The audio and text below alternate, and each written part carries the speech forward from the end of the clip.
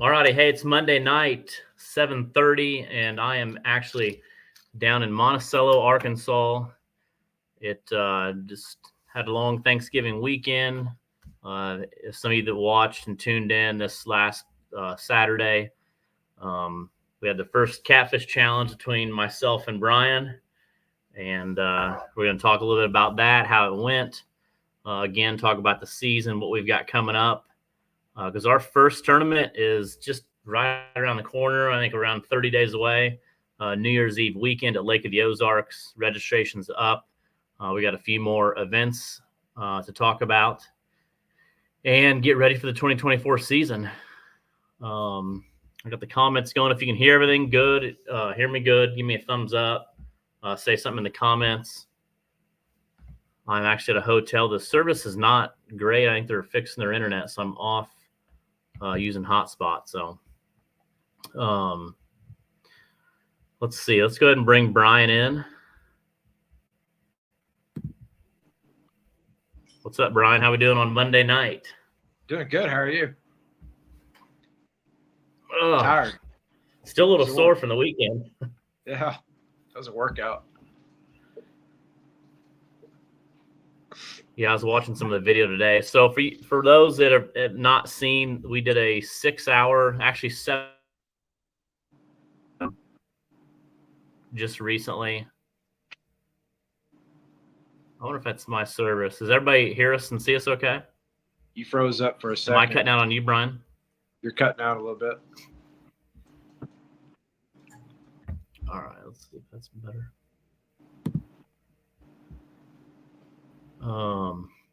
How's that? I switched internets there.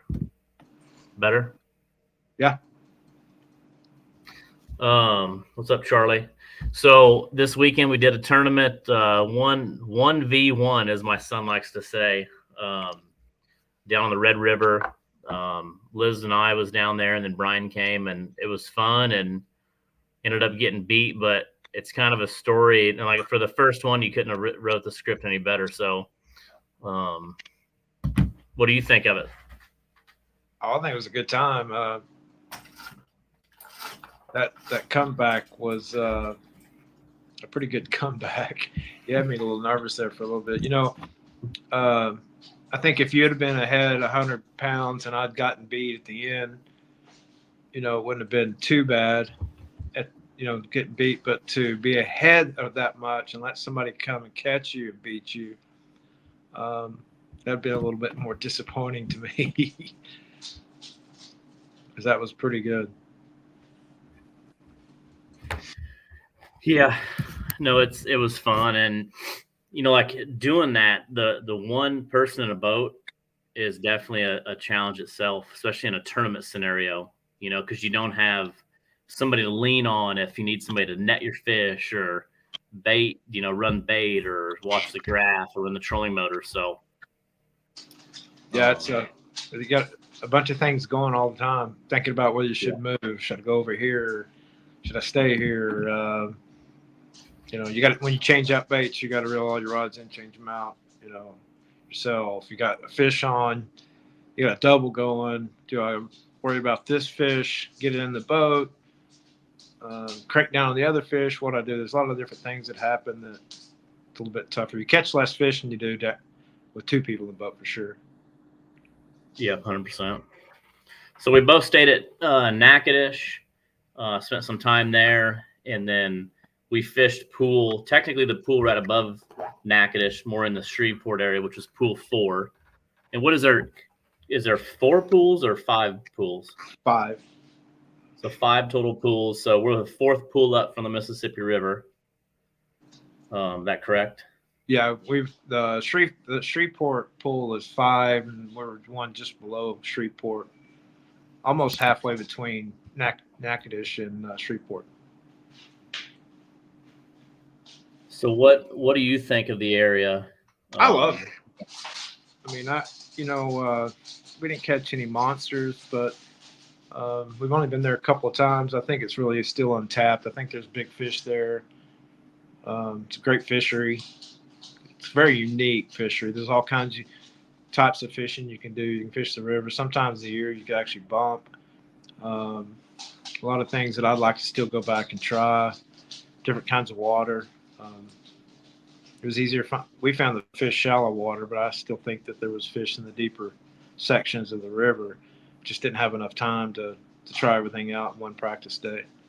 Yeah, and I never got to. I mean, just scanning it, it looks really good. I'm like, especially with the water temp almost 60 degrees, I thought it could still be good. Maybe even dragging in that channel with not a lot of current. But the way we did things is Friday was our kind of our pre-fish day. And then Saturday we were all in. So, for both of us only being on the Red River twice in our lives fishing, so probably a total of like 4 days, we still between the both of us caught well over 30 fish. So I mean a total I think of like 35 with your mystery fish total. So I mean that's a lot of fish during over 300 pounds or so too. Yeah, that's just during that 7 hours. Yeah. So it's an incredible fishery, and like I said, it's for whatever reason, it's one of my, I would say one of my favorite. Yeah, for sure. I love it there. I'll go back. I'll do it again. Same river. I'll even fish a different pool. I think a lot of the pools there are very similar.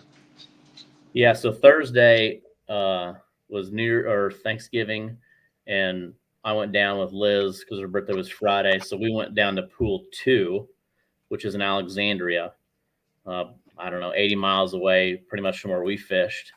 And cold front, raining, windy, terrible conditions. I think we still caught 4 or 5 fish in the 5 hours that we were out. Nothing big. I think the big fish was maybe 10 pounds. But and I think the fishing might have got better each day we were down there. But I think that pool would be a good pool to look at also. Yeah. Yeah, it's very unique fishing. It's the town of Natchitoches is really a really cool town to hang out in. It was actually too busy to hang out Saturday night when we went down there. You couldn't find parking, but they closed off the town. I think they even had fireworks Saturday night, but it's a lot of good restaurants and stuff, good Cajun food. Yeah, safe town, safe hotels. Oh yeah. A lot of cool things to do, and like I said, that's the hometown of the Sweet Magnolia movie. You're breaking up. You froze up there. What about now? Better? No, you're frozen. I'm still frozen. I can hear you now, but your face is frozen. Internet here is killing me. I guess it's this Arkansas internet. There you go. There you are. Better. Yeah, Natchitoches was awesome. It's a lot of good food to eat. The meat pies, the boudin balls, which I'm not used to when you're from up in Illinois. So. Right, it's good stuff. Fried what was that? Soft shell. That was good. Yeah. So on tournament day, which of course I won, or no, I didn't win. I gotta shave a mustache. So I have we're supposed to do headshots Wednesday morning. So after Wednesday morning, I will have a mustache, and I gotta have it for 30 days. So that's one of the bets that Bryan and I did. Yeah. And I don't look forward to it, but it is what it is. It was a bet and I lost. So, yeah, but it was a good loss. It was fun. And like I said, the ending was crazy. You know what I mean? I caught a couple fish, came back, and you had the mystery fish. And, I don't know, the adrenaline all day, not knowing what you have in your live well, and, always fishing hard to the end because you never know, what bites can happen, not giving up and stuff. So, it was a blast. And the trash talk. Oh, you're breaking up real bad. I'm frozen. You're frozen with your mouth open. Right? Am I frozen on everybody? Charlie said I'm not frozen on his end. Huh. That's good. Am I freezing on anybody else's feed? And Nooner, no, we're not. It's good on my end. Fine here. I don't know. Maybe Could it be your service? Maybe it's mine. You're Maybe. good on mine. You got Wi-Fi?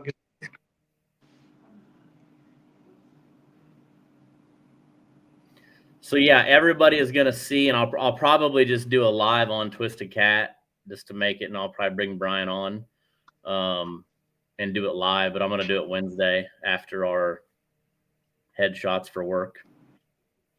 Even I really don't care. For work, huh? Yeah, you don't want to be. I don't want to be in a mustache for my headshot. What's up, Clyde? So tell us your thoughts in the comments on, what you thought. The goal, I think, of that is also to bring value to other people that are wanting to get in the sport, have some fun, kind of help showcase, that anybody can go out there and learn and just put what you got into it. It was playing on ACA, but still working now. Yeah, I don't know. One of us might be freezing or something, but it seems like it's good on most people's feed. But you can still hear me, right? I can. Okay. You just can't see me? No, you're good now. It's just when sometimes it'll freeze up and then you're you break up a little bit, but it's fine right now. Yeah. And a huge shout out to Glen Thomas, to doing what he did. And, Bryan and I are really the only ones that know what went into all this, not only for Bryan and I to travel down there, by ourselves, and all that stuff, but, having to stop because Glen needed a smack talk video or a face video, a 360, and him putting all that stuff together, the music, the videos, the production, the live feed, bringing guests in and all that. I think for the first one, I think it was really good and fun. And, also helping with the Twisted Cat live on the water stuff that we did last year on the 23 season. So, yeah, he did a lot of work. I mean, just the program that he's using and being able to kind of MC it and also do all the camera switching and all those screens that everybody sees, those are pre-programmed. He spent a lot of time. He's probably got 30, 40 hours on just getting that thing set up so he can run it. That's probably a two-man job on the live feed day, and he's doing it by himself. He's kind of doing the MC and the switcher. So he did a great job. I don't think you couldn't have produced something like that without Glen behind the scenes putting all that together. No, 100%. And we've, we got some ideas, and like I said, we kind of came up with these ideas and just threw them at Glen to kind of help us put things together, and like he can do the overlays and all that. And I think it went really good. So a big shout out to him. Hopefully everybody enjoyed it. And hopefully you enjoyed, the Twisted Cat live on the water that we're doing at the tournaments. We're also always looking to add to that. So our first tournament will be Lake of the Ozarks here in like a month. We'll kick off the 2024 season. And we'll be looking for anglers to want to do that. If you have any interest of doing that, being live on the water, we would love to hear. So shoot me a message. I can go over, even if you don't have Starlink, if you're at that tournament and you got good service, we'll go over the mounts that work the best. And the goal is to kind of just keep doing better and better and kind of making it where it's a fun live on the water. And showing good luck. Thanks, Bryan, for also being a part of, I think, every live on the water we've done.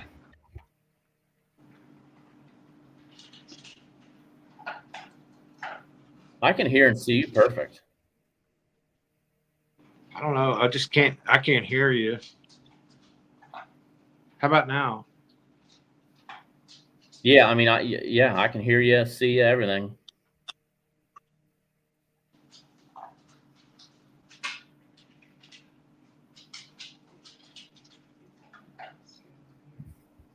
Okay, hold on. I think we got Glen.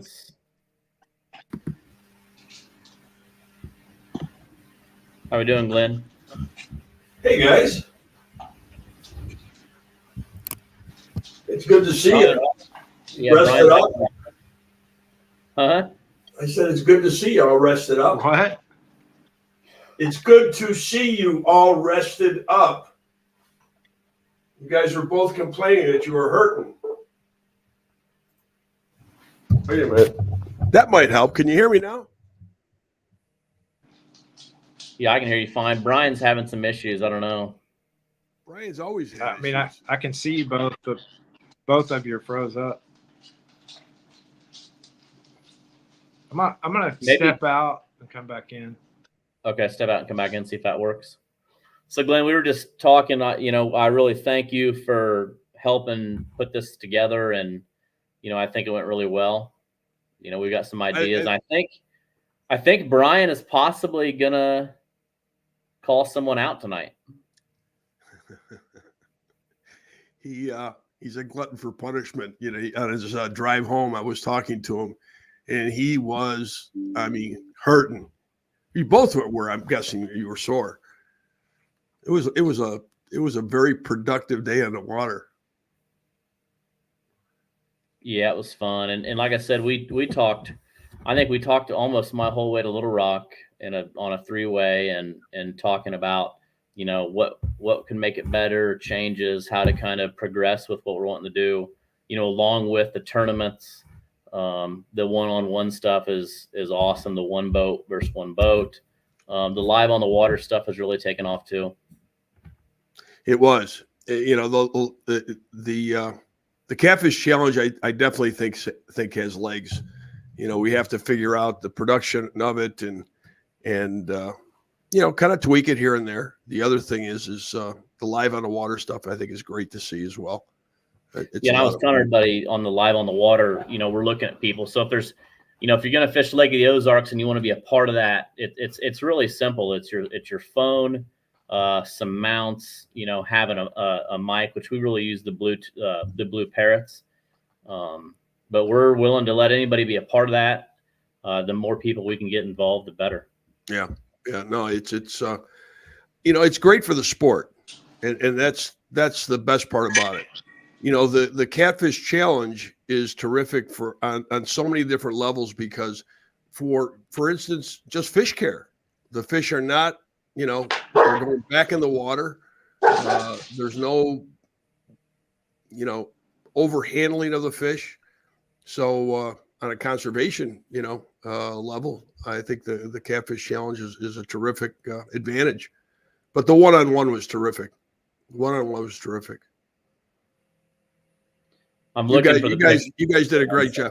I don't know how many people are in chat, but if you saw the last half hour of the live feed of the Catfish Challenge, it was somebody in chat said the one word that describes it best. It was epic. And this is what you're going to see on Wednesday. Let's see if I can get that. Oh, Alex, wait a minute now. Don't spoil the fun because I have got something here. May I bring something up? Oh, I don't know, I guess. First of all, you lost on Saturday. Yes. The bet was that you had to shave and just have a mustache. It was originally two months. You guys agreed it now to be 30 days. So why is there still scruff on your face? Well, because I have headshots on Wednesday morning for work. No. Come on. No, you lost the bet. That headshot reinforces the fact that you lost the bet. Bryan? Oh, crap. Hold on. You're muted there you are. Sorry. My wife's dogs are barking, so I muted myself. I don't blame him. I'd wait till Wednesday also. Okay. All right. It's going to be in brochure. That's the last thing. So it's going to happen. I'm not scared. I'm going to say that. Glenn, I've seen pictures of him with the stash. Liz brought up some pictures at dinner the other night, so I don't blame him waiting as long as he can. Well, you're letting him off the hook. Yeah. Well, I'm doing it. I'm just waiting until Wednesday. My wife was so glad that I won. She got really nervous there at the end because she didn't want to see the stash either. is what she told me when I got home. I don't know what's so bad about the stash, but I don't either. She said it's creepy. yeah, it's gonna be a little creepy. That's for sure. So, I hear that you might call someone out tonight. I'd like to. I mean, I'm not trying to be cocky or anything, but I'd like to kind of carry, since I won, and not to say that I would like to call somebody out on a different type of water and see what my chances are. A good angler, I think, one of the best in the country. I'm terrible on the Mississippi River most of the time, but I like to call out Mike Mitchell. Ooh, that could be interesting. On a one-on-one in Natchez on the Mississippi River. Is he in here? I don't know. Let's see if I can.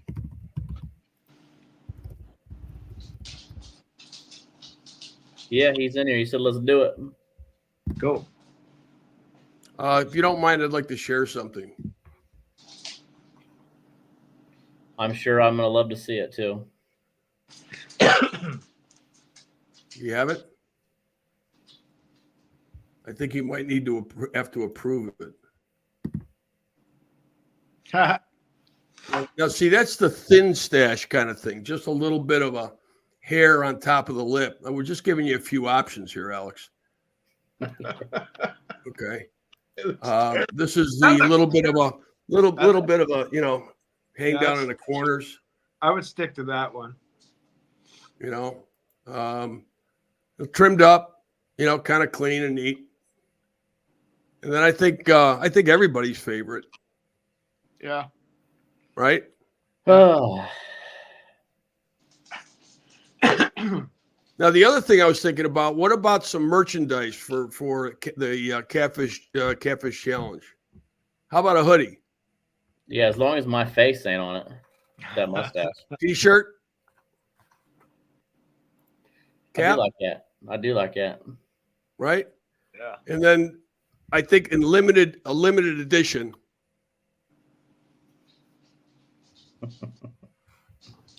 Yeah, I like that one. Oh my, you're killing me.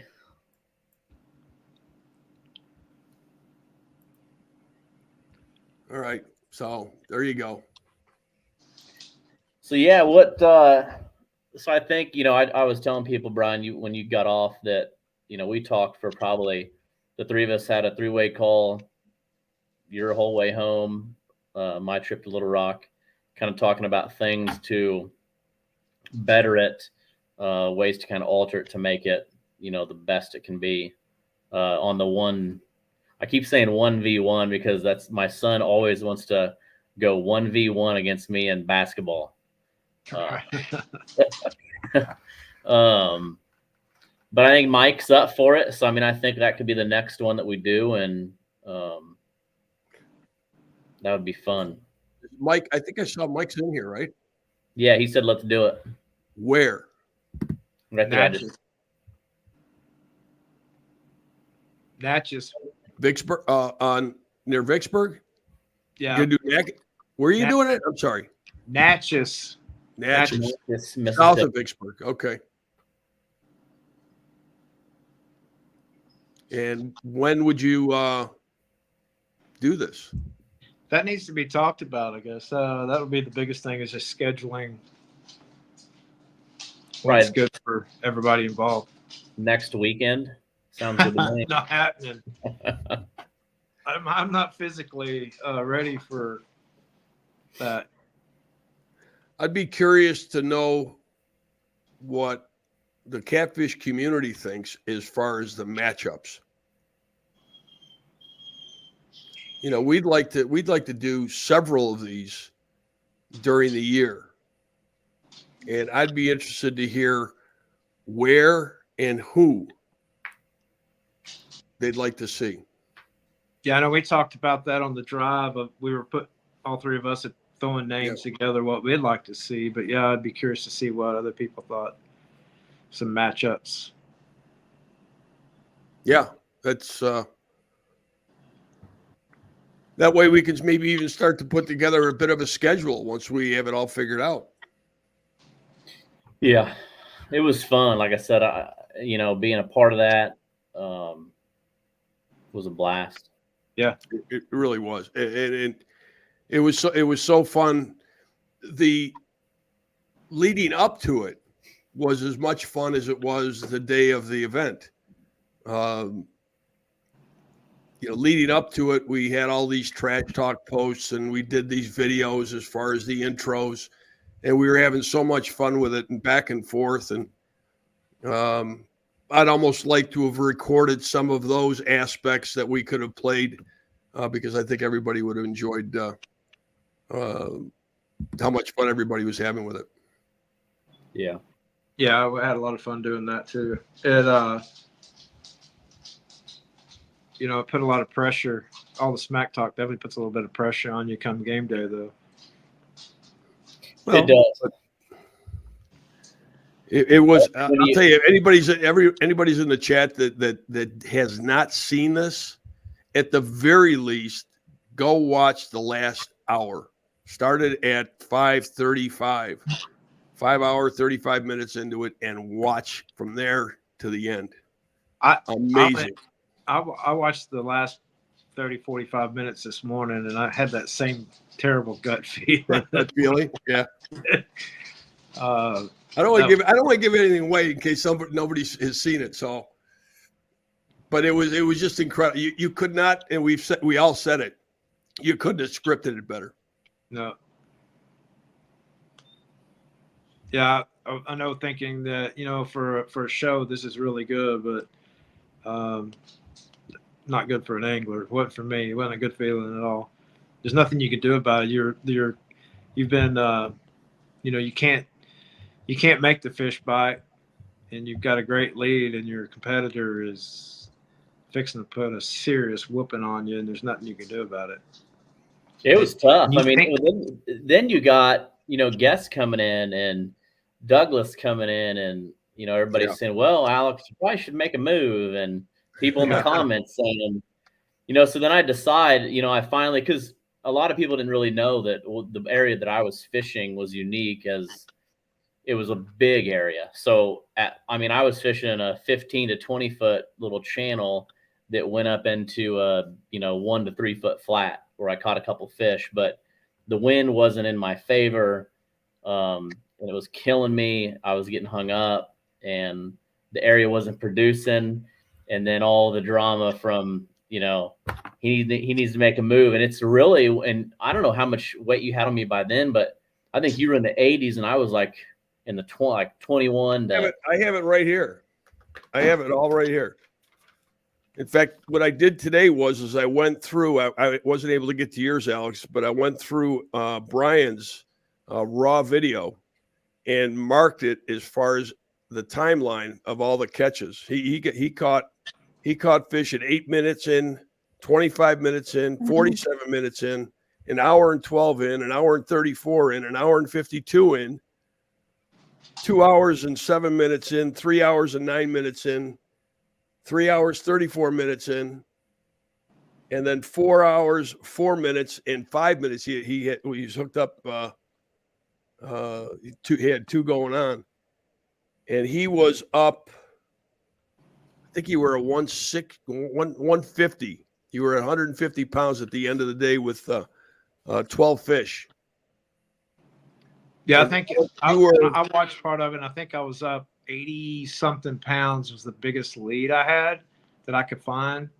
And I remember looking, I think the time, and I remember feeling this, the time you started catching some fish, but I think there was 30 minutes left, and I felt pretty confident. 30 minutes is a long time, but in a tournament, when you're actually in a tournament atmosphere, that goes pretty quick.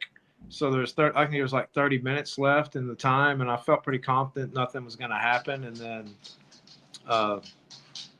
you changed my mind real quick. I mean, there was Alex brought in the last, I think it was about the last half hour, a 16.24 pound fish, a 25.62 pound fish, and a 27.68 pound fish. Yeah. that was and then And Bryan was sitting there with his mouth open, like, oh, and just like, you got to be kidding me. We all went. I mean, that's what I mean. It was like 30 minutes left, and I thought it was over with. And then when there was 30 seconds left, I'm not sure. 30 seconds to me became a long time. I don't know about you, but that was a long time. That was the longest 30 seconds. And then you had a fish on within just seconds of the bell going off. You both did. And you were in the lead 17 pounds, which I was pretty confident you did not have any fish. And I was only going by how your fishing went that morning. So I was thinking you probably had an empty live well. I had fish in the live well. I was doing the math in my head. If you had one fish, it'd be close in the live well. If they were doing the average, I think your average was at one time was around 8 or 9 pounds. I think mine was 2 overall. But one fish in the live well, I felt like with what I had, I could still beat you. But one more fish in those 30 seconds, and when you went fish on, I could see you running to like it's over. It's over. That, and you were in the big fish at the time. You weren't in small fish. But mine got off. I'm pretty sure mine was a small fish. And yeah, it was close. It was a lot of fun. It was very intense. I felt like when it was over too, I was like, man, I can't even talk smack with that kind of comeback. Now I'm going to, but it was especially when he shaves. Yeah, but it was very good, very exciting. But the morning though, for me, was devastating. Like I said, I mean, I had people saying, so I put the rods up and I'm going to make a move, and I mean, I'm looking at my phone, and the comment that I read is, he must be going to the boat ramp to head home and stuff like that. So at that point, this is the first time we've done an event like this. I'm thinking, wow, I just got killed in this first event. What do you do? So I'm second guessing. I know that I need to leave this area. I'm looking at my map, and I just go with my gut. I'm like, I got to get out of here, get something new, get fresh. And then Coy gets on, and he's talking smack. As a guest, I'm getting beat. The comments are coming in. It's tough, but it also, I think, makes you a better angler because you have to think outside the box.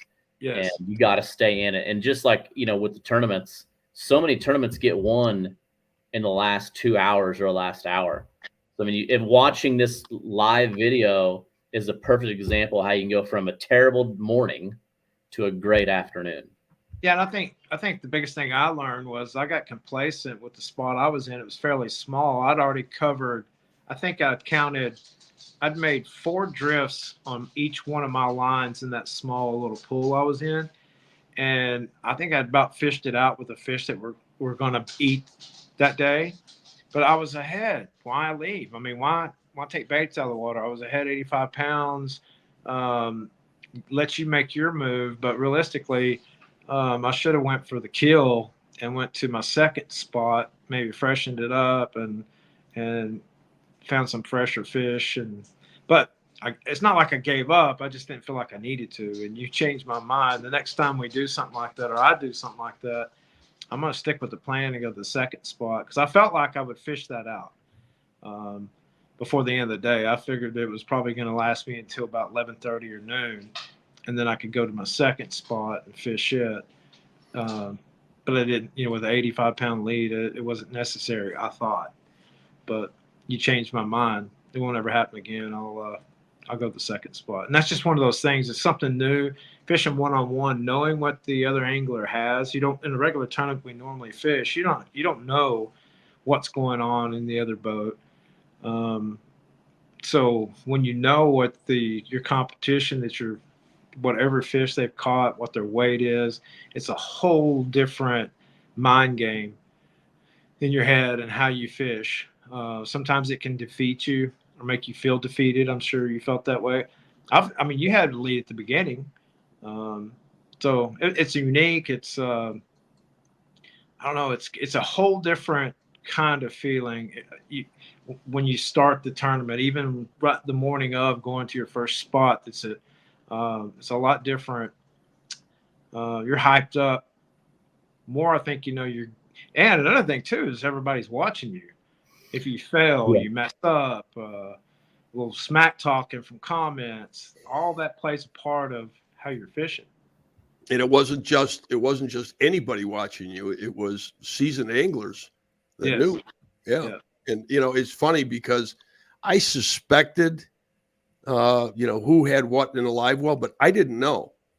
And the one giveaway that I found kind of through the day is Alex never once opened up his live well to check. Bryan, you did it about 3 or 4 times.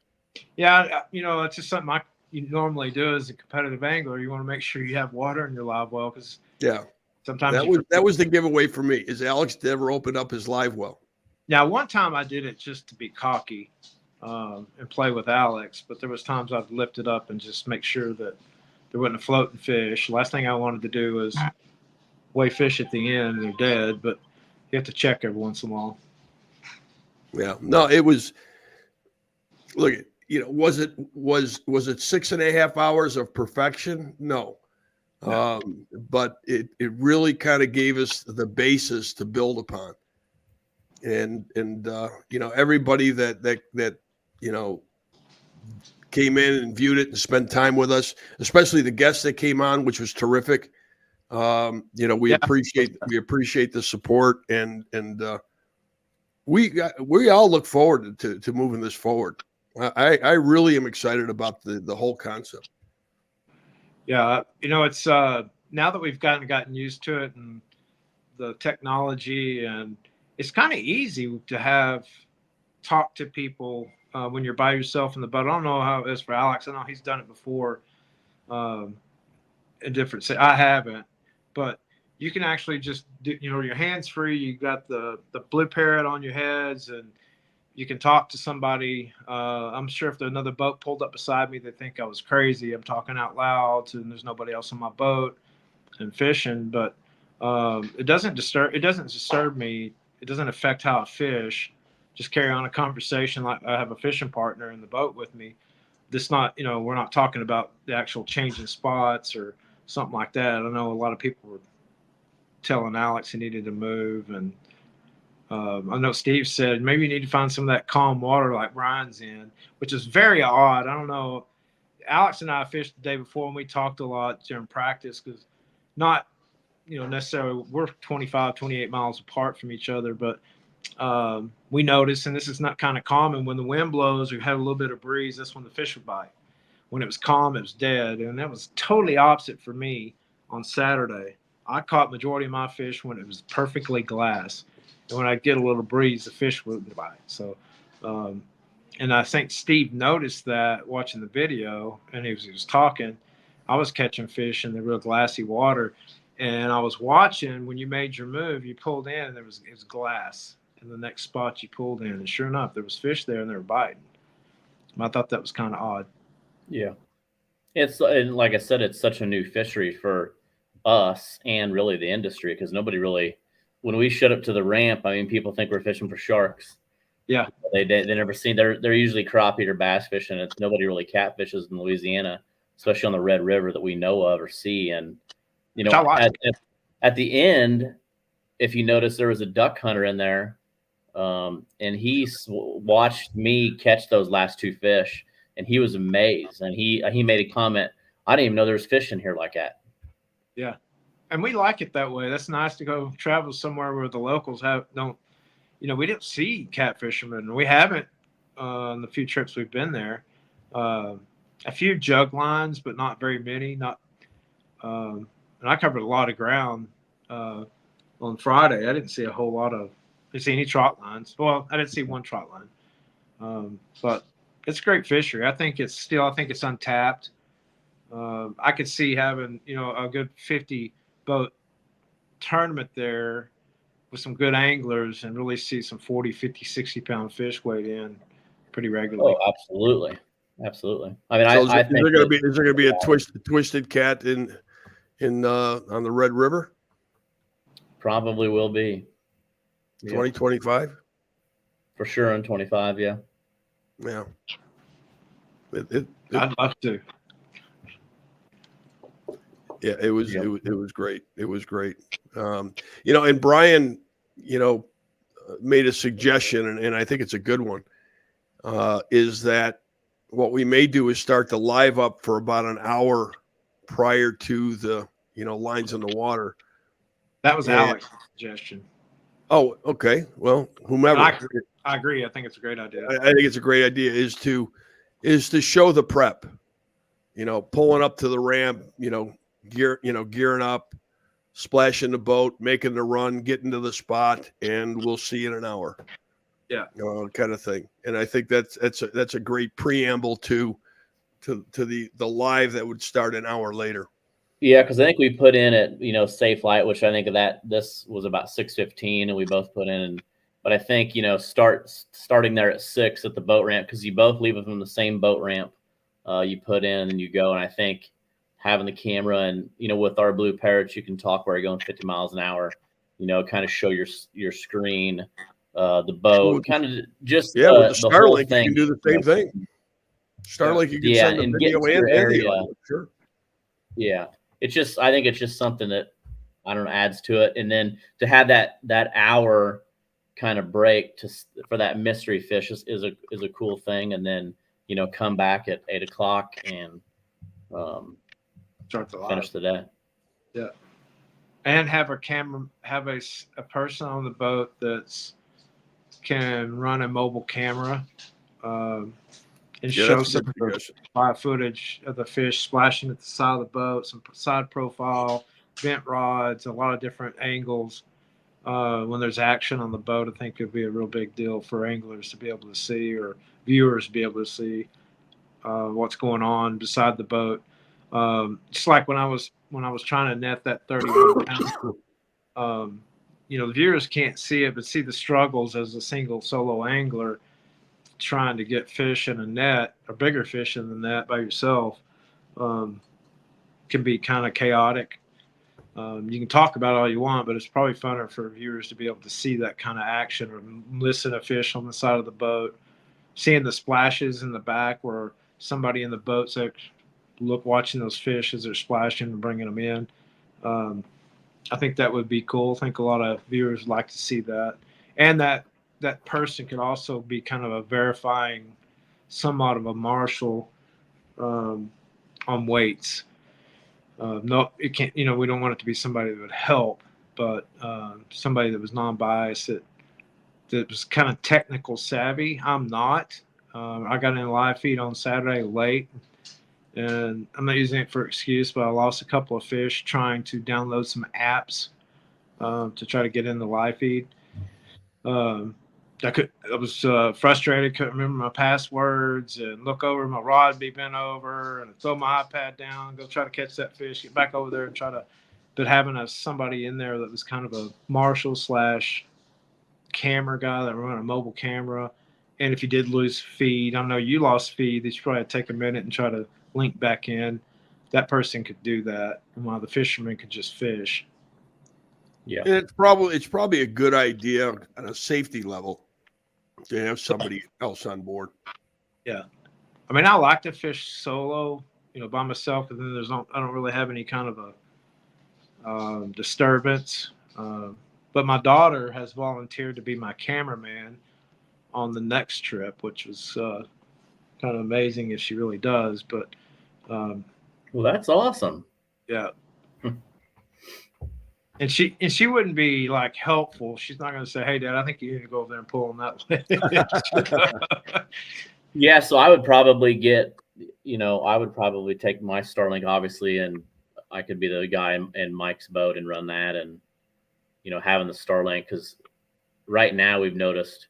Well, if you notice on my feed, I lost Starlink almost probably like 45 minutes at the very end, the last 45 minutes. Yeah. So something happened with my batteries and it killed my inverter. When my inverter went down, it went to cell phone service, and the cell phone service was terrible. So my feed went terrible the last 45 minutes of the tournament. But before then, it was amazing. And then it blacked out when everybody, even I was kind of glued to the screen when you had that. I guess it was that big fish when it blacked out, wasn't it? Yeah, one of the big fish. Yeah, he froze. I was freaking out. I thought maybe he did it on purpose. He shut us off, and all we did this big black blob, and we could hear you. But yeah, but that's just little things that'll happen, I think, than anything that we do with Starlink and power, but having somebody that could have took care of that would have been great. Yeah. Besides the angler, you don't know, you don't have, especially when you're fighting a fish and you lose signal. The last thing you're going to want to do is go over there and relink in, and when you're fighting a fish. So that a second person, a cameraman or somebody that could take care of that would be good. And my daughter, she's actually really good at that kind of stuff. I'm not. She's 16 and she's good with the camera. She does her own TikToks, and she knows how to get in and out. I ask her all the time about how to do things. So I'd love to have her on board, and she'd be a person that I definitely wouldn't help me in the fishing aspect. So I'm looking forward to it. We definitely want to keep it where that person in the boat is zero help at all. So I think whether it's me or Bryan or whoever we find, that's it's hands off. I mean, you can't do a thing. You can't do. And Liz was on board with Alex. And I think we took that a little too far because she didn't do anything but sleep and watch the live feed. Right. And thinking back, it would have been cool to have her, grab the phone and do more of that mobile, while I was reeling down a fish into the water. Yeah. So that's stuff that we talked about that we'll build on and make better for sure. Well, there's some cool technology out there, actually relatively inexpensive. You can get these little things that mount underneath the camera that actually it's a motion sensor, and it'll actually follow you. And in a lot of instances, that would have been great because you guys would go to one side of the boat or other, and we could see you, but you were on side of the frame. Where with that device, it would track you and go with you, and they're $100, $150. You just put that on wherever you're mounting your camera or your phone now, and then you mount the phone on top of that, and it tracks it. It's great stuff. Yeah. And I was actually today I was looking at what they call PTZ cameras, pan, tilt, zoom.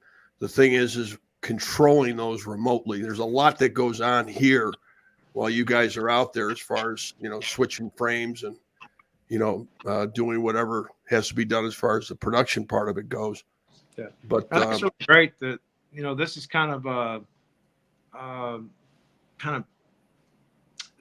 give you an example. I've got a new Starlink satellite that was shipped to my house today from an angler, and I'm going to build it for him. And then I talked to two other anglers today that are in the process of buying satellites. I had the same request. Not so much for they're going to be ready to do one, if there's an opportunity to do it or have one or get involved in these type of tournaments or like the onboard live that Alex does with Twisted Cat, they'll have their stuff ready, but they can also do their own stuff when they're out fishing. They have sponsors, they're able to when they're out fishing on anybody's tournament trail, they can do live feeds as well. They like the way they saw an opportunity because we all struggle. It's hard to do live feeds in a lot of areas when you don't have a good feed, and nobody wants to see a bunch of choppy, messed up. You can't hear the volume, the blacks out all the time. And the Starlink does a really good job of a crystal clear picture you saw on Saturday in some relatively bad areas of the country that have bad cell service. So it's a unique opportunity to promote the sport, and it's cool to see that other people are going to get involved in this. Yeah, and just check the rules of the tournament you're fishing to make sure that's going to be allowed. I don't want to see anybody get DQ'd. But the other thing too is that the live on the water stuff that we do, if you're going to be fishing any of the events that we're doing the live on the water, if you're a pro staff member and you're representing various brands, it's a great opportunity to come on there and to do your thing for your supporters. It's huge. It's a good way also to, a lot of people that I've asked, they say, well, the fishing's not been good pre-fishing and nobody wants to watch me. You're looking at it completely wrong, because just like what me and Bryan did, we have no idea how we were going to do. Look at how my morning was. It was terrible. But it's still, I'm out there and people can see that, because there's a lot of people that are watching tonight, Saturday, that don't have a boat, that are wanting to get into the sport. but are scared because they see us out there. You know, they watch the weigh-in videos that we have done, and they go, "Wow! I mean, I can't compete with those guys. We're just normal people out there, you know, chasing our hobby. Anybody can do it, and it's every time you get a chance to be, you know, on the live on the Twisted Cat live for, you know, the tournament. Take that chance because it's huge, and then you create your own followers. There's a lot of people, believe it or not, even on the Twisted Cat Trail, that have people that come to tournaments and watch them weigh, and you know that's a big deal. So I mean, take that opportunity as the sport's still young and growing, you know, to get your followers. I agree. Yeah, no, I mean, it's again, you need to take every opportunity to build your brand, your personal brand, and to represent the brands that you know, support you. If you have, you know, if you have brands that you work with, you got to take every opportunity. And social media certainly is a great vehicle to do that. Yeah. You know, another thing too, I think that, you know, doing the onboard lives for Twisted Cat this past season, and I may be wrong, but I think, you know, my friends on my Facebook page or friends in my part of the country, anglers, saw Coy and I chasing the points for Twisted Cat and seeing different bodies of water we fished, and it interests them to get involved. You know, they're seeing a big part of the lakes that we fished, the rivers we fished, and these are places they've never been before. They're great anglers in Texas and Oklahoma, and when you get to see that and another angler boat live, kind of get you interested. I think we're going to be a couple of teams from Texas. I know some from Oklahoma that are going to be chasing points for Twisted Cat and putting those guys like Donald Moore and Charles Blair to shame, I think. But we'll see what happens next season. Yeah, yeah. Charles Blair, Charlie made a comment in here that he said, "I knew my comments would make you move on, or make you move." Yeah, I saw. Charlie's always in there. You know, it seems to be that it's always his idea, Alex. Yeah, I don't think Charles. I rewatched it today, and I was really amazed that Charles was trying to take all the credit for Alex's near amazing comeback. I mean, he said just because he got on we brought him on the live, that's why I started catching fish. Yeah. Now, let me. You know, we had a contest. Okay, you had to guess the winner and you had to guess the weight.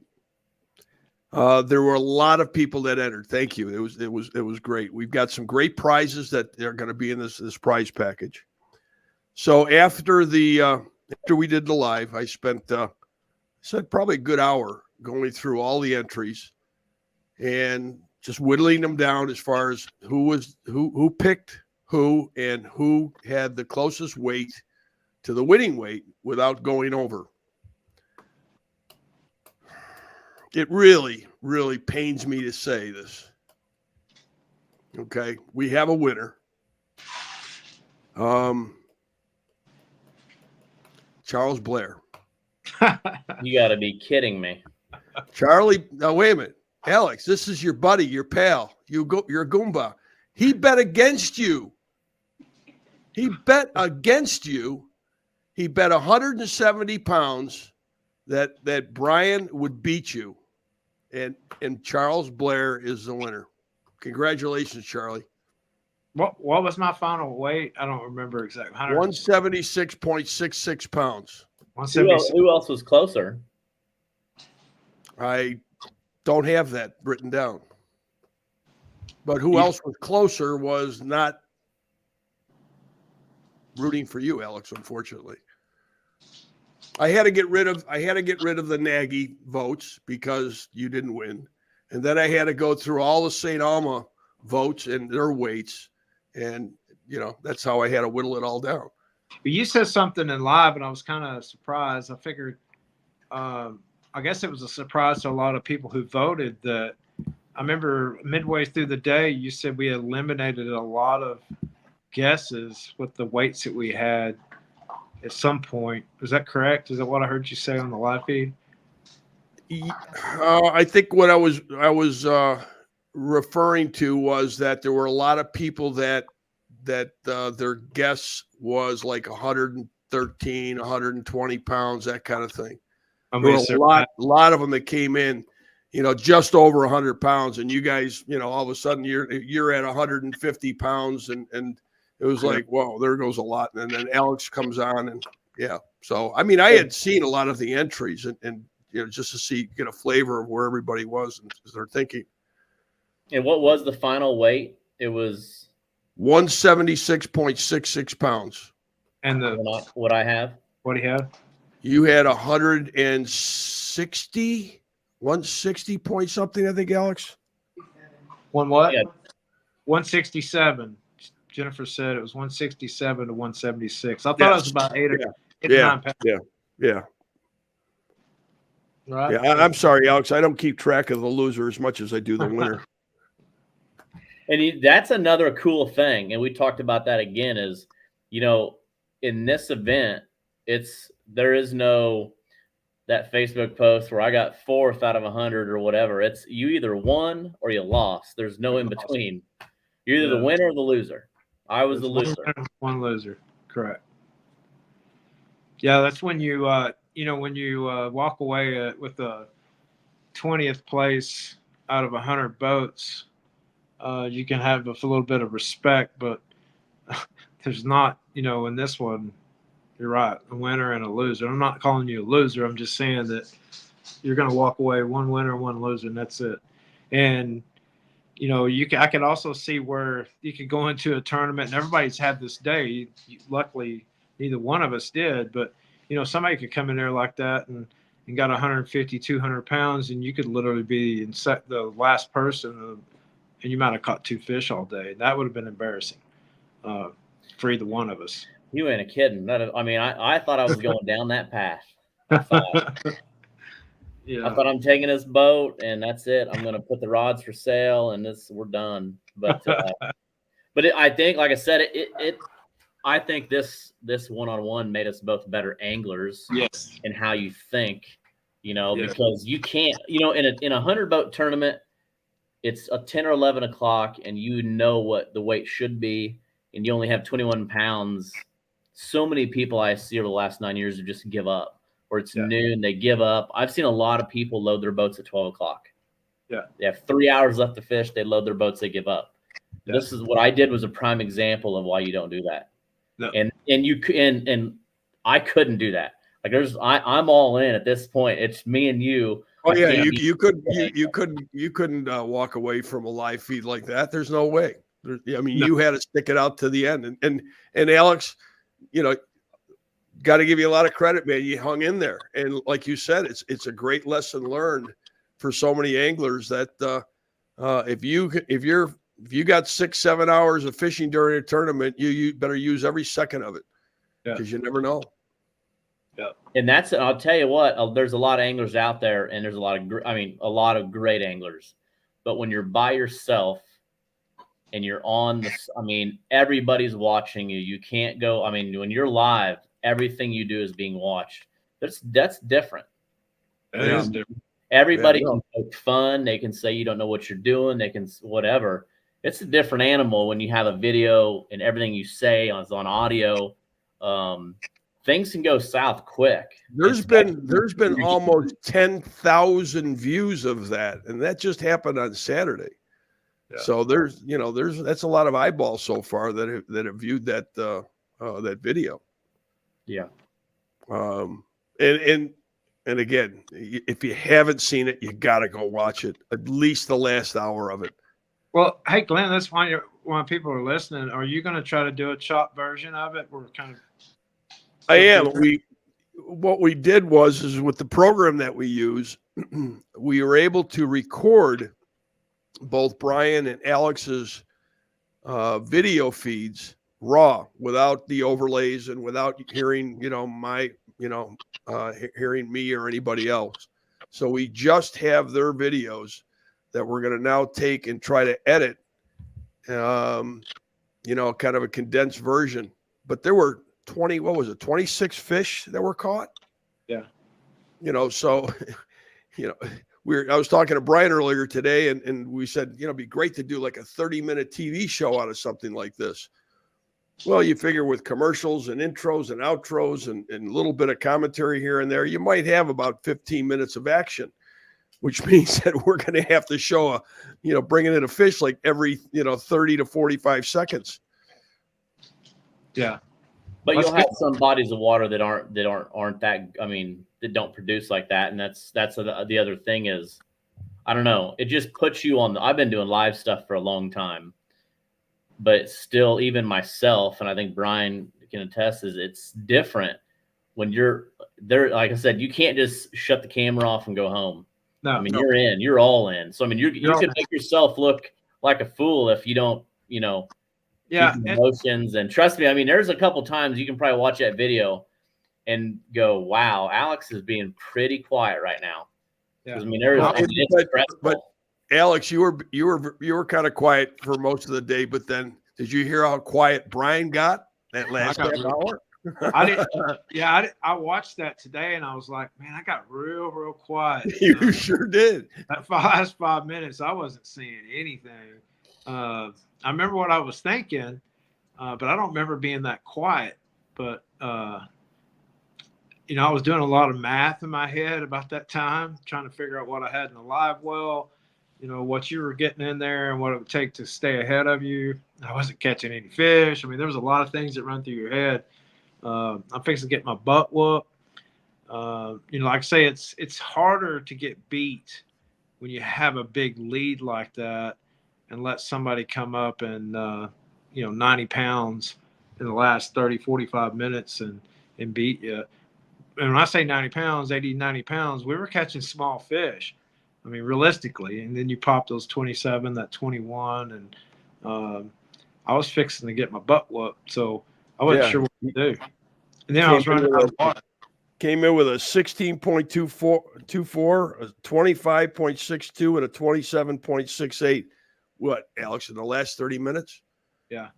Yeah, and then I think midday when Steve Henderson and Charlie Crook were on, I think I caught two that were pretty good back to back. You had a 21.46 and a 25.02 back to back.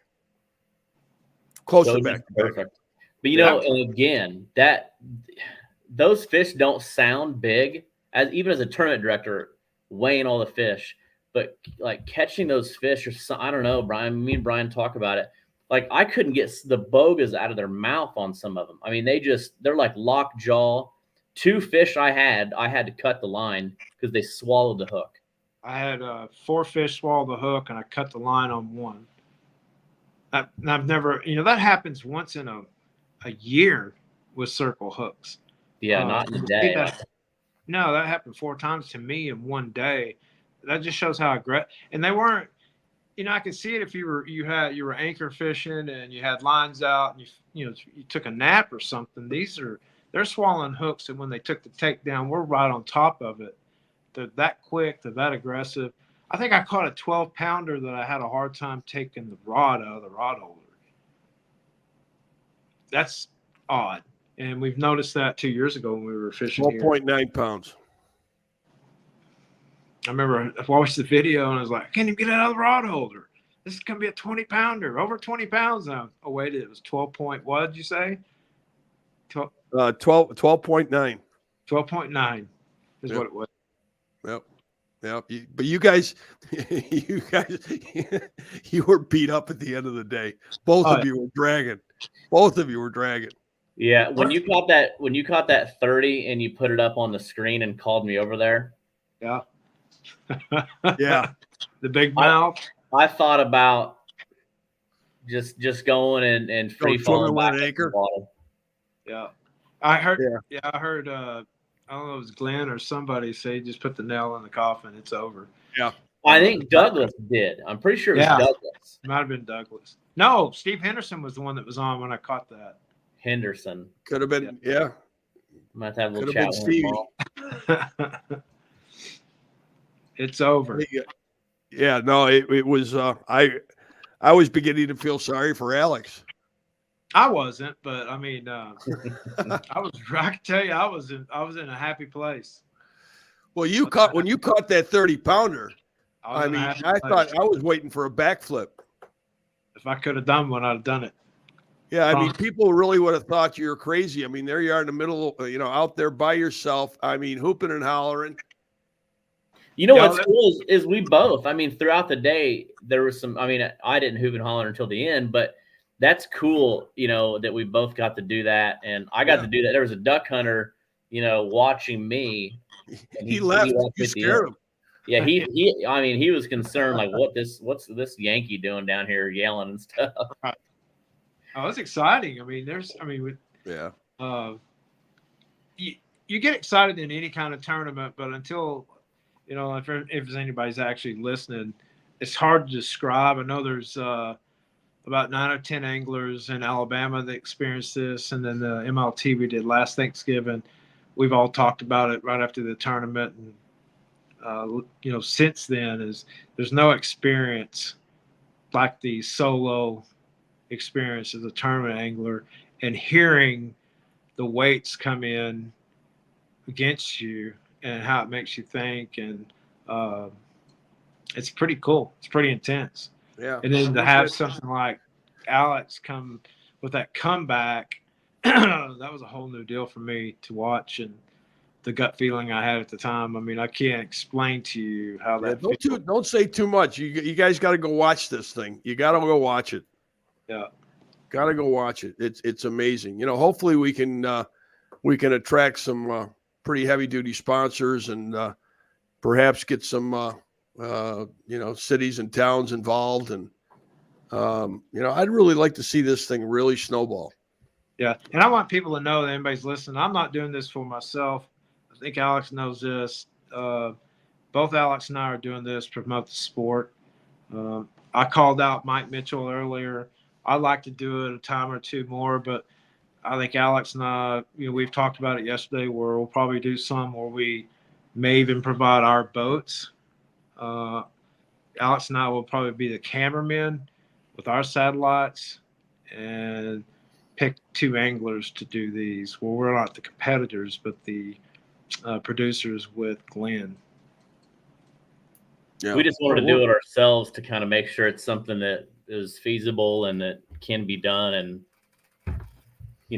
I wanted to mainly show that Bryan could catch fish by himself, and he did. Oh, wow. Here we go again. Here we go. Which I don't have a lot of room to talk. More trash talking. Yeah. Hey, you got that porn stash coming up, Nagy, so I'd be careful. I know. It look good. Wow, chicken, wow. So Dave Shipman on here, he said he's interested in that satellite system as well. I mean, I'd have to say, Bryan, I know that you've been contacted. I've been contacted. Alex, I'm guessing you probably had a few conversations. I'll bet you there's probably half a dozen to a dozen anglers out there that are going to pull the trigger and get the Starlink system on board. Just know, I mean, it's not, it's probably $1,500 to $2,000 to really get it done well, and you can actually spend a lot more than that. But you need to do things a certain way with it so that it works. You need to set up your boat, a certain way. And like I told you earlier, I received one today from my angler. It got shipped to my house. I'm going to make some videos, some how-to videos, the hacks that you need to do to change the Starlink. It's simple stuff. Don't feel like you're going to get intimidated by some of the things, but instead of me talking to everybody on the phone like I kind of have, I'm just going to do some quick videos and measurements and hole sizes and some of the little things that you can do to hack the you're not tearing anything up. I know you're buying something for $600. Actually, Starlink is pretty good. If your satellite goes bad, you just call them up basically or send them a message. They don't have a phone. If some of your satellite's bad, you need another one, and they send you one. You don't even have to send the broken one back. They just turn that one off. And same thing with your router. If your router goes bad, they just send you a new one. You can chunk the other one, throw it away, whatever, because it's kind of proprietary. They can turn it off. It's not like you can sell it to somebody else and they can use that. It's shut off. But I'm gonna do some. Well, you can. No, I mean, you can. You can go on to eBay and you can find some used Starlink the dishes Correct. You're going to have to contact Starlink and let them know that you purchased it. And I'm guessing maybe the seller that holds that account has to let them know. Actually, if you're going to buy one off a marketplace or eBay, the seller, there's on the app, basically on Starlink where your account information is, the seller has to change that over into the new buyer's name. It's pretty simple. Just be sure if you're going to buy one aftermarket, make sure that they don't give them the money until they actually turn the service over into your name. And once you do, you'll be able to pull up your account information and it'll be set up, and then you can give them the money and make the purchase. It's a way to do that. So don't get scammed. Just have them turn it over the account in your name and pay. Yeah, but I mean, and what Bryan was saying as far as the hack on this thing, it really is simple. It really is. You got to do it. I mean, there's no choice on the hack part. You have to disconnect the motor. They are coming out with a 12-volt model in December coming up that is flat already, that doesn't have a motor. I just don't know what the cost is on that, if it's going to be a high-end product. But it's basically you're taking what they're selling right now and disconnecting that motor and turning it into what they're fixing to present next month. My guess is what Starlink's been doing is they've been changing. They still keep that model that we're using, but they're upgrading to the models that people are hacking to, and they're doubling the price, which is not necessary. You don't have to spend that kind of money if you don't want to, because all I did on mine was cut the pole off, drill a hole, and unplugged it. Took about 15 minutes. And there's some other things you can do to it. Put it in a plastic case, carrying case, waterproof case. You need to add an inverter because they come in 110. But if you're like us and you're on the Mississippi River, they kind of come in handy, not only for live feeds, but we all know that on the Mississippi River, there's a lot of places we don't have cell service. And when we go spend 3 days on the Mississippi River, we still have work to do, and we could take Wi-Fi call off of it. I know Coy's emailed on the Mississippi with his laptop through a dish satellite also. So you can kind of work and fish at the same time in places that you couldn't before. But if you have a deer lease, you can use it there. If you go camping, RVing, you can use it for there. There's a lot of uses for it. And the cool thing about the setup, it is $150 a month, but you can pause it. I paused mine today. So it doesn't cost you $150 every month. I read where they actually prorate the time that you use it, but I paused mine today, and I'll turn it back on.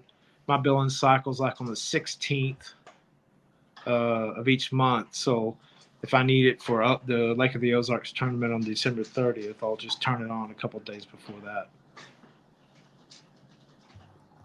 So yeah, I would suspect that within the next 30 to 60 days, there's going to be a few people out there with the new they'll have the Starlink set up in place so that we can it'll be great. And some people replaced their home internet with Starlink. I mean, actually, one of our sales reps here at SeaArk just got Starlink for his home, and he can take it with him on the road if he goes deer camp and stuff like that. Now, if his wife or kids stay at home, they might not have internet, but people have done that, and that's something to definitely look at too. Yep. Yeah. Well, I mean, that's what the Starlink was created for, the rural areas that don't have cable and maybe have had to use, I think, what is it, HughesNet, which is very expensive and very slow. But Starlink is it's getting better and better, faster and faster. The new technology they're putting up there now allows you to now use this thing just flat, so it's not tracking the satellites. And apparently they're working with T-Mobile to allow phones in the hopefully near future to connect to the Starlink satellite system. There's a lot of things coming. The technology's changing all the time. Yep. Which is cool, gives us the opportunity to be able to show on board top live stuff that Alex is doing with Twisted Cat, and then the major league type style stuff could be done. And it kind of gives that opportunity for other anglers. If you don't have the opportunity to go fish a tournament, then you get to spend a little time at home and watch what's going on. I had a few phone calls today. It was interesting to hear some of the stories that people had stuff to do on Saturday or plans to do stuff that didn't get it done because they got addicted to the live feed and never left home, didn't get the chores done they were supposed to, or go shopping like they were supposed to. And just when they thought they were fixing to leave, Alex comes back, so they got their phones back out. Some people were putting it on their big screens at home. And a friend of mine in Alabama called me today and said that they had everybody over for Thanksgiving for the weekend, staying for the weekend, family, uncles, and blah, blah, blah. And they were watching on the big screen Saturday morning, and everybody got real interested in it, but they were going to go do some touring downtown at a brewery. And he said he kept his earpiece in so he could hear it while they were touring this brewery. And he said they were walking through there, and he looked over, and his wife had the live feed up on her phone and was watching it while they were, touring the brewery with the guests and stuff. He said it got real easy, got addicting to see what was going on, who was going to win. I think by the end, Alex had already started beginning to catch up to me. So I guess it was pretty good. You don't know. We were just fishing, but he said it was really good to watch. Yeah, I mean it was a lot of fun, and it's just the beginning. What I think we can do, and what I think we hope to do with it is going to be pretty cool. Yeah, I had a friend back home actually. He messaged me, and his wife got really mad at him because he was watching it and supposed to be doing some other chores and stuff. So, well, it's hey, good. I'm glad people enjoyed it that much. Yeah. So I'm excited to get it, and like I said, not that Bryan and I are going to start calling people out, but we're going to kind of get it to how we like it. So we'll work on doing Mike and Bryan and then keep working. And then, like I said, on the Twisted Cat live on the water during the tournaments, you don't necessarily have to have Starlink in some of the areas, but if you do, that's going to be better. We usually have 4 boats that we usually try to do each tournament. 3. Yeah, 3 to 4. So JT Ray has been awesome. We kind of brought him in because we couldn't get, not that we couldn't get anybody else, but we kind of like pushed him like, hey, and then he got in, and he is great. And he gave me a lot of crap Saturday, and I deserved every bit of it, JT, every single bit of it. If you're ever looking for a tour guide on the water, call JT. Yeah, and now it's funny because he's giving it back to me. JT Tours. Yeah, after I give it to him at the especially at Keystone, I felt terrible, but it's all in good and fun. I mean, and like I said, the smack talk. I mean, hopefully nobody thought that we were truly like hating on each other, and I think that's what made it good. And you got to be careful because I think you can have some hurt relationships and friendships. I mean, I bought you dinner. We had fun and hung out. And, you can't hurt my feelings. I don't have any left, so it was all good. Yeah. So I'm excited to kind of see how we can grow this and continue. And like I said, the live on the water stuff is great. And if you want to be a part of that, send us a message and say, hey, Lake of the Ozarks, I'd love to be a part of it. We shoot from, usually 9 to noon is kind of our goal. Is that what's worked the best? And Alex, you bring up the live on the water and certainly the Twisted Cat events, we're going to try to do that on every event we can, but there are other events too. We did it at MRM. You've got your Lake of the Ozarks things coming up the end of December. Which we're definitely going to do it then, and then you're going to follow it by MRM's Bama Blues. So if there's anybody that's fishing that, we can do a live feed from there, or at least try. I mean, that's on Wheeler. I think the cell phone connection there is somewhat decent, isn't it? I think depending where you're at, it's pretty good. Yeah, that should be good too. Yeah, just about everything from Decatur to the dam is good because we did the live feed at CatCon from there, and the only problem is you don't if you go up the river, there's not much service. Gets bad up. Yeah. Well, again, if you're going to be, we'll do the best we can. But I mean, we're gonna, we talked about it again today, and possibly setting up a website or a web page on like the ACA site for people to want to sign up to be part of the Catfish Challenge or the Live on the Water stuff, and we'll kind of give you a laundry list of the stuff that you're going to need and what we're going to expect of you, to be able to make sure the production value of it is maintained. It's not, you don't just show up and fish. Both Bryan and Alex, committed, a good week ahead of time. And not that they did a lot, but they prepared for it. They shot some videos and created the Smack Talk stuff. We did the intros. I, for one, thought the intros were a riot. They were 100%. Yeah. Hey, I just saw a message come up. I'm assuming, maybe a comment from JT Ray said, y'all are going to be coming up to my backyard. Y'all better watch out. Hey, JT, we've already been in your backyard and whooped it. So I don't know what Keystone was literally in your backyard. I don't know what you're talking about. And then Ouachita, you did beat us there. That's true. But I don't know. I saw that come up. I don't know how I got it. But that's the only comment I saw just popped up. Unless he said, y'all coming to my backyard lake this year, better look out. I've already been there, bud. So what some of you that don't know what JT is talking about, and we talked a little bit about it during the show, is Kerr Reservoir out of Fort Smith. Should have something dialed in this week on that. Looking to do that in March. Might have up to 12 tournaments this year, plus the championship. So I'm stopping at a location that nobody knows about. Friday on my way home, I'm down here at Sea Arc for the week and some meetings, but so excited to kind of get that done and knocked out, and really pumped about 2024. Thursday morning, Alex, if you do me a favor. Send you a picture of my mustache. Yeah. Okay. Yeah. Would you just make sure you send me a picture of your baby face. Yeah. Nice and smooth. I wonder if I can share the picture. The last time that I was. Are you sure we want to see it? I've seen it. I don't think it's that bad, honestly. Liz thought it was terrible. This is a Christmas picture back in probably like 2012, 2011. Oh, that helps. Oh, wow. Oh, my God.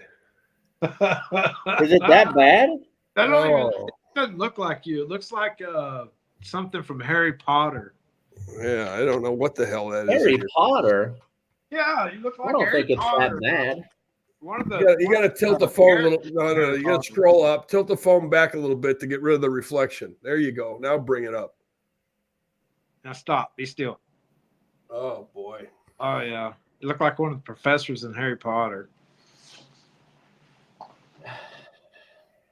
Well, if she's not talking crap, is she in the background? Is she Yeah, she was talking trash. She said, "I'm glad you didn't lose because I don't think I could have took it."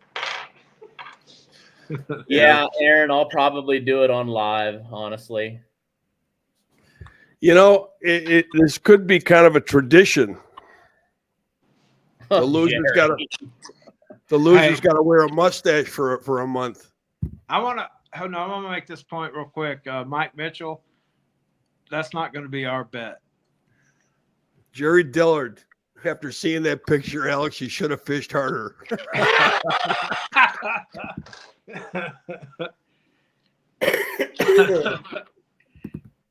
Alex, it's not the smack talk you're going to get from Bryan for the bragging rights that he now owns, but you have, thousands and thousands of people now knowing what happened.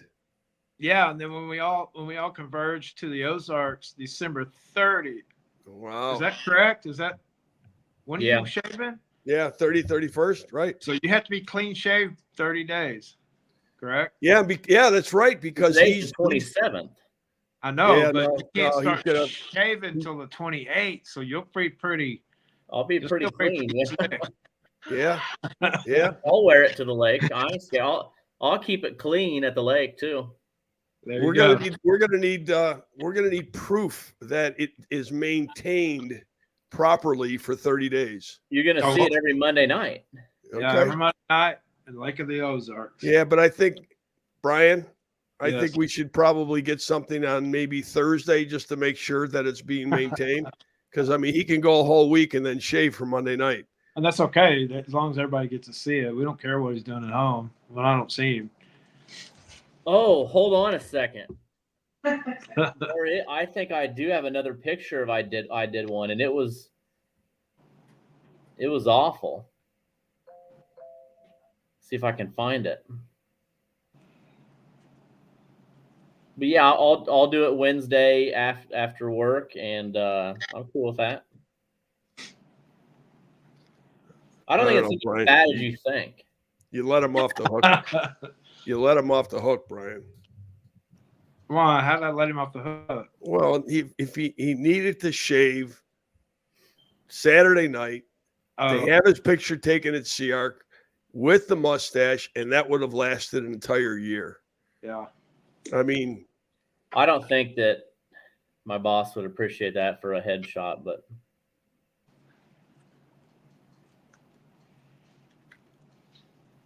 so yeah, I think we're a lot of us, Aaron, are staying through New Year's because New Year's Eve is Sunday night.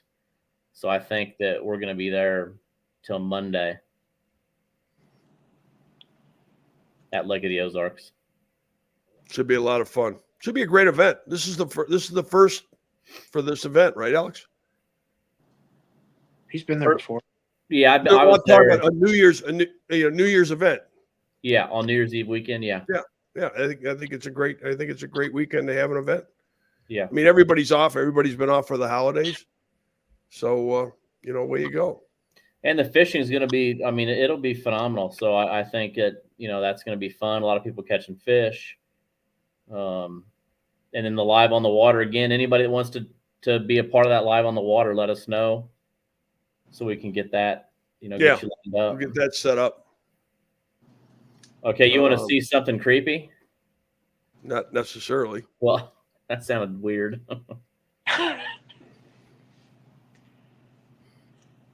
I did do this. I don't know if you can. Push closer. Oh, That was yeah. about 4 or 5 years ago. Keep coming. Oh, wow. Tilt it back and keep coming. Now straight to there. And Were you hang speaking? on, we'll take a screenshot. Hang on. Wow. Wow. Was that cute? Wow. That's what I'll be looking like. Did Jen see that? No, she didn't see it. She don't She's want to busy see that. crocheting. She don't We want to see it. can go back and capture that. That's She's easy crocheting enough. a shark. Oh my. Wow. So Aaron, I think I think he sent me a picture today of some shad that he was going to go pre-fishing Lake of the Ozarks and see what it's about. But the lake will be fun. Again, go to twistedcatoutdoors.com, go to registration. You can register for the tournament. The rules and everything are up. And then hopefully have the championship stuff figured out Friday after my meeting. JT said he doesn't know if the Lake of the Ozarks is good enough for lake. It's really good for lake tours. And JT, there's plenty of fuel to be bought on the lake. It'll take you a long time to run that lake. Yeah. Hey, what's your tour rate, JT? Yeah, I want to say it's almost 90 miles, maybe more from dam to dam. Well, he goes wide open. It's like, okay, Yeah, look over here. Look over here. Will JT have his 2.0 by then? JT, if you're on here, I'm 99% sure I was looking at your boat today. Actually, I think I can see it. Yeah, I can actually see it from here. So I'm pretty sure that's his. That's done. So JT, if you want to see your boat, I can FaceTime you tomorrow.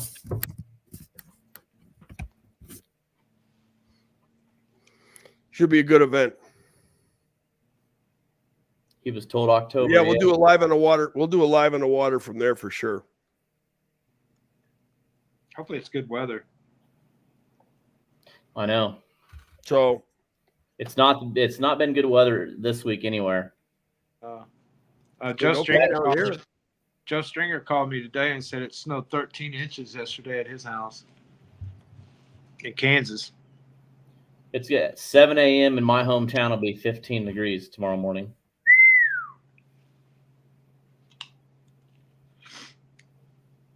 Yeah.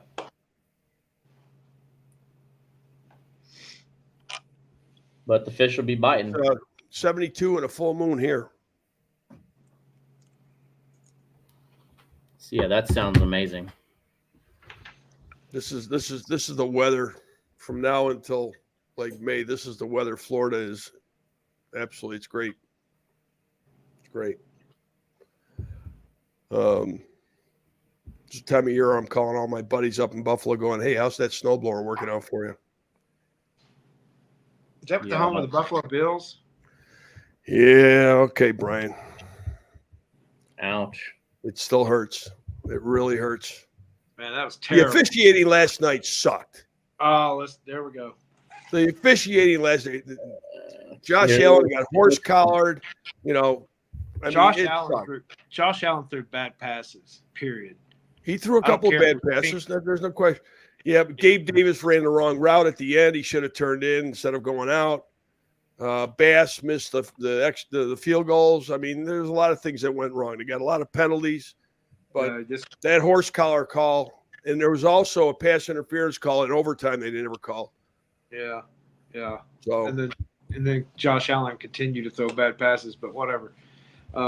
Very disappointing. You know, hey, they're playing Dallas pretty soon, so yeah.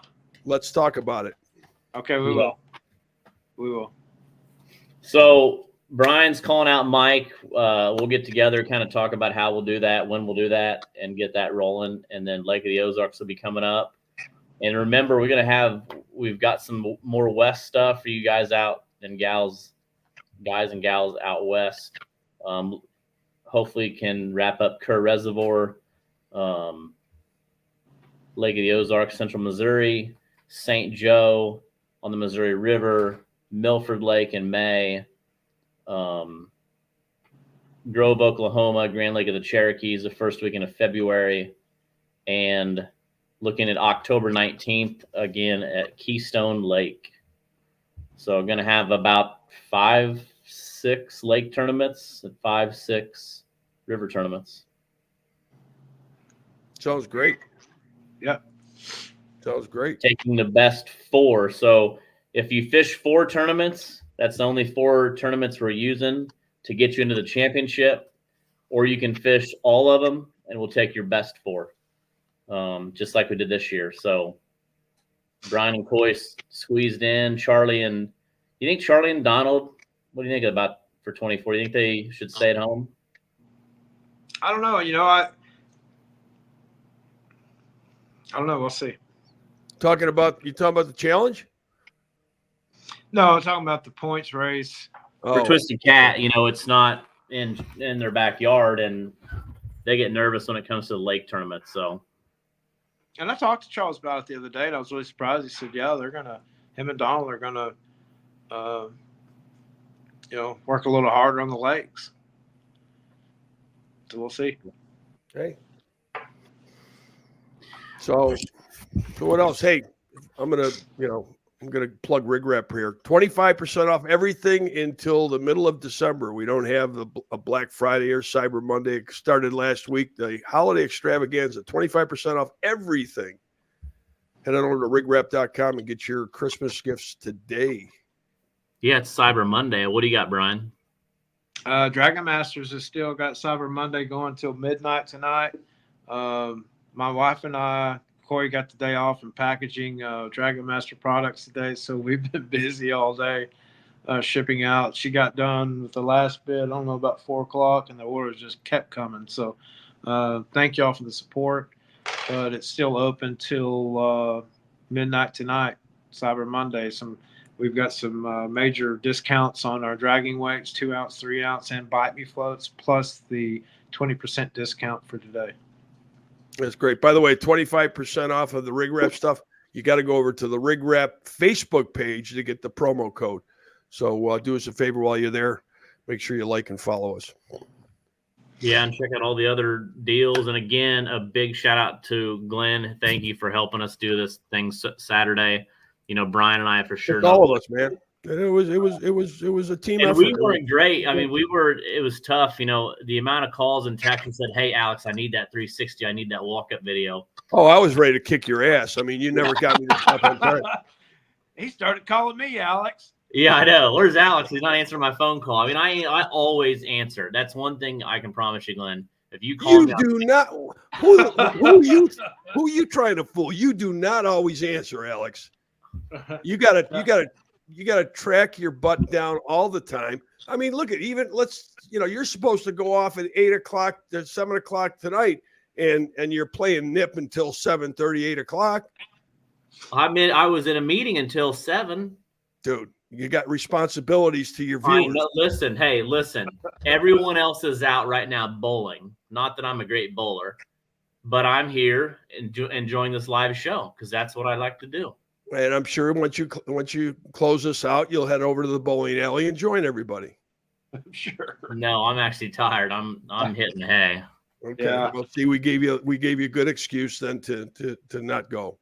Because the Red River was 12.5-hour drive from me. Yeah, no, you guys. I mean, not only the drive, but just the day in the water. Yeah. Yeah, Tom, you better watch it. Ooh. Donald Moore said, "Charlie, I'm going to leave it alone." Yeah, we don't want to start anything up. But you hear that? We've been on for almost 2 hours. You don't want to start anything up right now. Charlie said, "I bet another hour." Bryan and Coy in points in 24, and Nate Moore said, "That's funny, Alex." And Donald said, "Charles Blair, I was going to leave it alone." Yeah, I'm not gonna. We need to do some smack talk through the Twisted Cat season also. Yeah, I guarantee you see Charlie with a little walk-up video and Donald. I can see Charlie and Donald will both get out and they come around the front of the truck and then they high five. Oh, I wish I had those videos that I could play right here. Those intros. Yeah, that was cool to see. You did a good job on those, Glen. Yeah, they're nothing put together. It's just, and for those that don't know, that voice probably sounded very familiar. That's AI. Yeah. That's AI. Yeah, you did good on. So, and these guys sent me, I had background music picked out. No, that wasn't good enough. Bryan sends me over. No, you got to put this in the background. So I got to edit the thing down to 45 seconds. Then Nagy did the same thing. Oh, here, you got to put mine on there too. I got to edit that down. It's like, you guys, when you're going to send me this stuff, I'm going to tell you, you got to edit it down to 45 seconds because it takes me an hour to do it. Right. No, you did good. That's what I'm saying. Thank you very much. I know. Well, you're welcome very much. Like I said, it takes all of us. I know. We have all contributed, bits and pieces to this puzzle, and it seems to be coming together. It's great. It's great. Well, thanks, Clyde. Hopefully, Clyde, you get some value from watching these lives, whether it's Monday night or Saturday or 1v1, the challenge, whatever. Hopefully you get some value out of it. I know Charles and Donald really don't, but they just don't pay attention, I guess. Hey, special shout out to all the guests that came on Saturday. They took time out of their holiday weekend and spent some time with us, and thank you for that. And they all did. You know what? They all did great. I really, Coy did great. Steve Douglas, Henderson, Charlie Crook, and Nooner did exceptional because you went out and got another coffee. You had 2, 3, 4 coffee breaks pretty back to back, and Nooner stepped in for you. You have 3 or 4 coffee breaks back to back. Oh yeah. I had so much coffee, I had to get another cup, and I had to take a break to the bathroom too. I know. You had me here for 6.5 friggin' hours. I know, and At least you could do is send me a that's new another chair. thing, This chair sucks. I wasn't in the feed on the back of my boat. You said, Bryan, where you at? I said, well, I like this view on the front of my boat. Well, everybody else wants to see you on the back of the boat. Well, they don't want to see me what I'm doing right now. Okay, well, I didn't know how to explain that to you. well, hey, it made for interesting television or whatever. Yeah. When you're on live for 6 hours straight, those little 2-minute breaks sometimes. And I needed a little bit more time other than just running downstairs to get a cup of coffee. Right. That's all fun. Appreciate all the work and yeah. No, man, it's all good. I mean, it's all good. Looking forward. Again, we do this. Those that don't know, I mean, you're looking at two of some of the best tournament anglers, tournament directors in the country. And conservationists, you name it. The sport grows because of people like Alex Nagy and Bryan StAma. We do the best that we can with the ACA. Conservation is number one on our list. The fish care that the Catfish Challenge offers, I think, is great. The conservation benefit to that type of format is terrific. We're going to continue to do this kind of thing with great talented people like Bryan and not so much talented, but Nagy. I'm kidding. And then again, the supporting sponsors, SeaArc. Again, I always bring up SeaArc and Steve Henderson and the crew at SeaArc because they've supported not only the ACA, but the entire catfish community for so long. So thank you for that. And so many other brands and companies and individuals. It's terrific. Yeah, SeaArc's been huge and instrumental. I mean, they've been with me since day one when I walked in as a nobody to Dave's Marine, and Mike hooked me up with SeaArc, and look at where it's grown. I mean, the industry's just really grown, and there's a lot of great sponsors. And again, just because you don't have a SeaArc or a Suzuki or Pro Guide batteries or Dragon Master products, at least reach out. I mean, when are you going to start mentioning other brands other than just you gotta think a little bit. Because listen, I didn't have a chance to say. No, I saw. You were concluding your statement. That's why I said. No, it was not.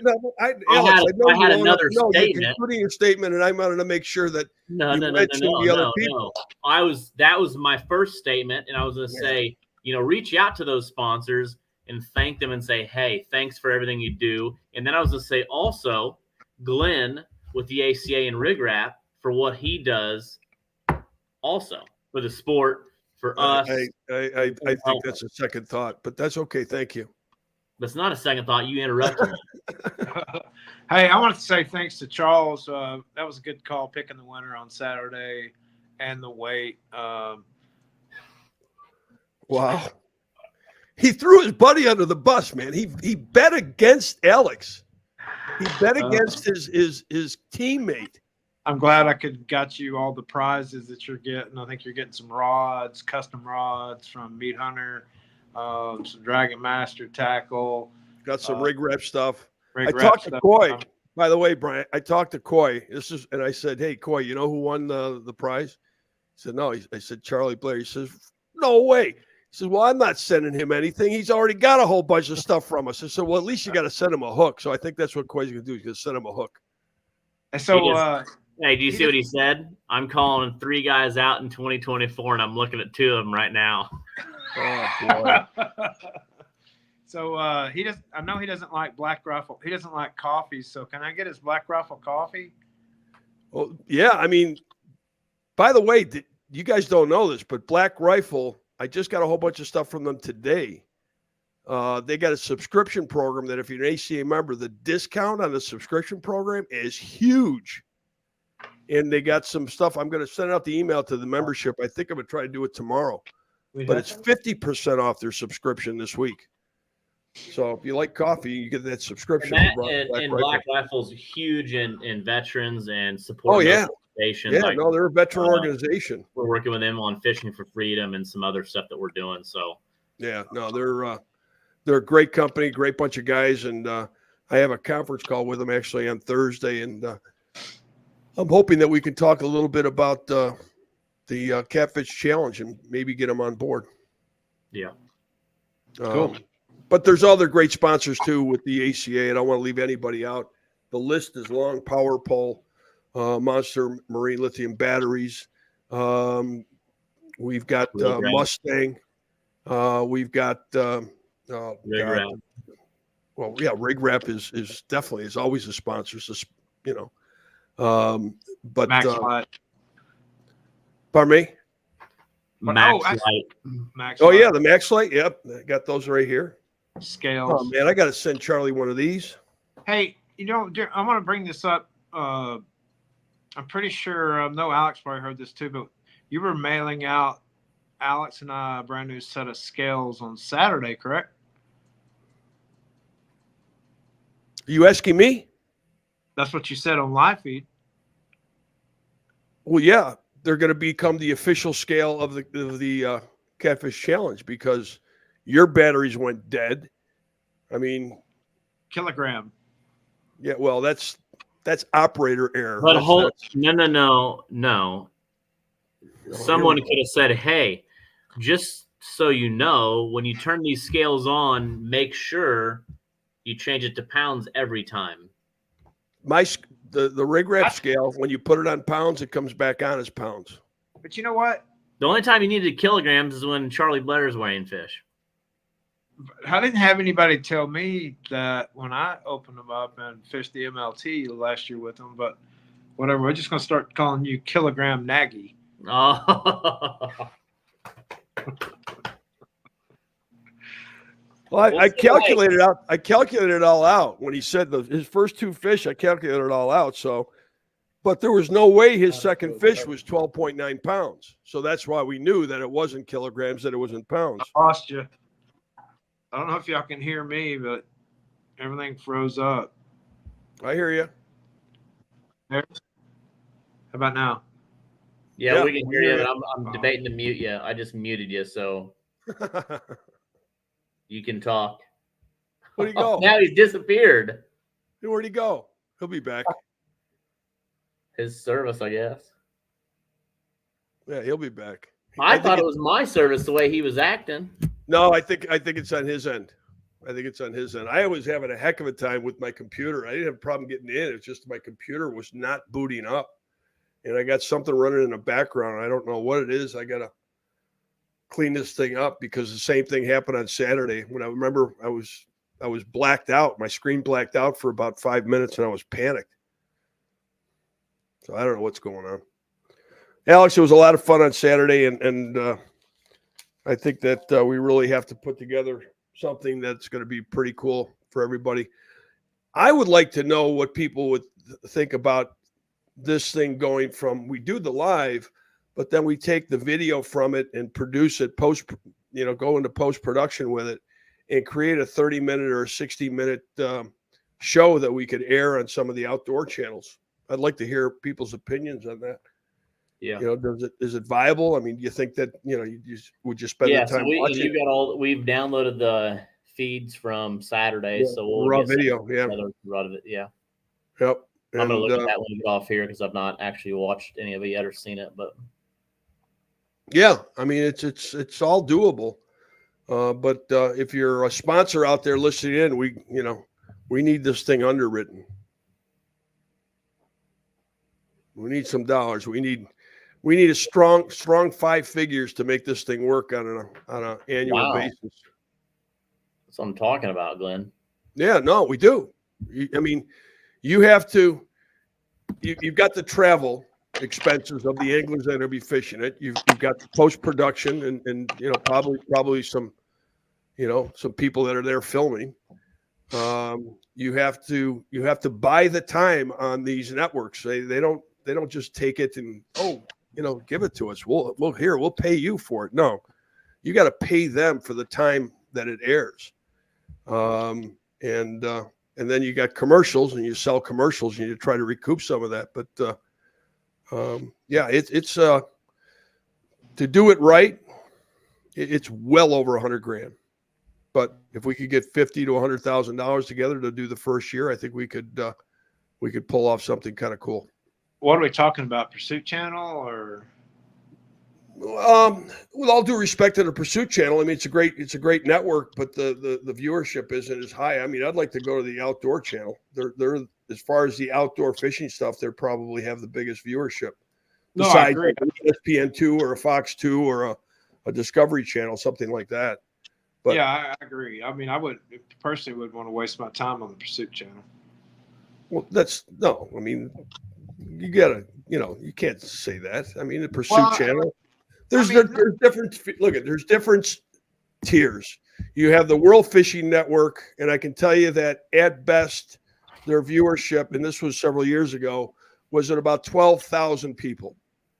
And then then your next step up is the Sportsman's Channel and the Pursuit Channel, and they're anywhere between 25 and 35,000 people.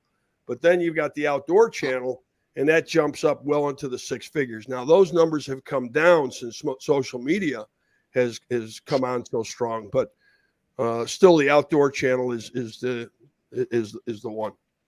Yeah, I just think that spending that kind of money, the $50,000 to $100,000, to be on the Pursuit Channel when you just said 12,000, when you could spend that kind of money on the social media and probably reach $50,000 to $100,000 on social media. It's all part of it. It's all part of it. I mean, it's part. Traditional television is part of the equation now. It's not certainly not all of it. It's simply part of the equation. You've got things like YouTube, and then you've got your social media platforms like your Facebooks and your TikToks and your Instagrams and things like that. I've asked this question for the last year and a half. We've brought this up. I would say probably 70 to 80% of the anglers that I talk to don't even have Pursuit Channel. I don't have it here. I've never had the Pursuit Channel down in this. I've had it. The way TV is going now, you can pick and choose what you want. And Pursuit Channel is not number one everybody has social media these days. So, I don't know. In fact, I heard legislation or some of the online TV or the Hulus and such. They're making noise that they want YouTube to become regulated like they are. Yeah, it's amazing. I didn't know that. Just till about 6 months ago, how YouTube is basically another TV channel. On my TV, you watch movies, pay-per-view, all kinds of stuff on YouTube. But maybe we can get somebody like Amazon Prime or Netflix to pick us up. Who knows? We explore. Well, hey, but it's going to be good exposure. We grow it. It'll be good exposure obviously for catfishing. It'll be good exposure for sponsors that come on board. It'll be good exposures for the communities, the regions that we're fishing out of, because of the exposure they're going to get. So, they need to step up and help us out.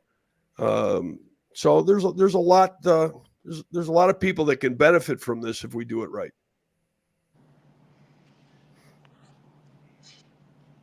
Bryan, what are you working on? People are asking me questions and I'm trying to answer them, and I'm not technically challenged. Technically challenged? I know how to get out the screen to answer the messages. Where's Jen? Get Jen over there. Yeah. She's crocheting a shark, I told you. She's a granny now. I tell Bryan that if it wasn't for Jen, he'd be living under a bridge. Yeah, that's true.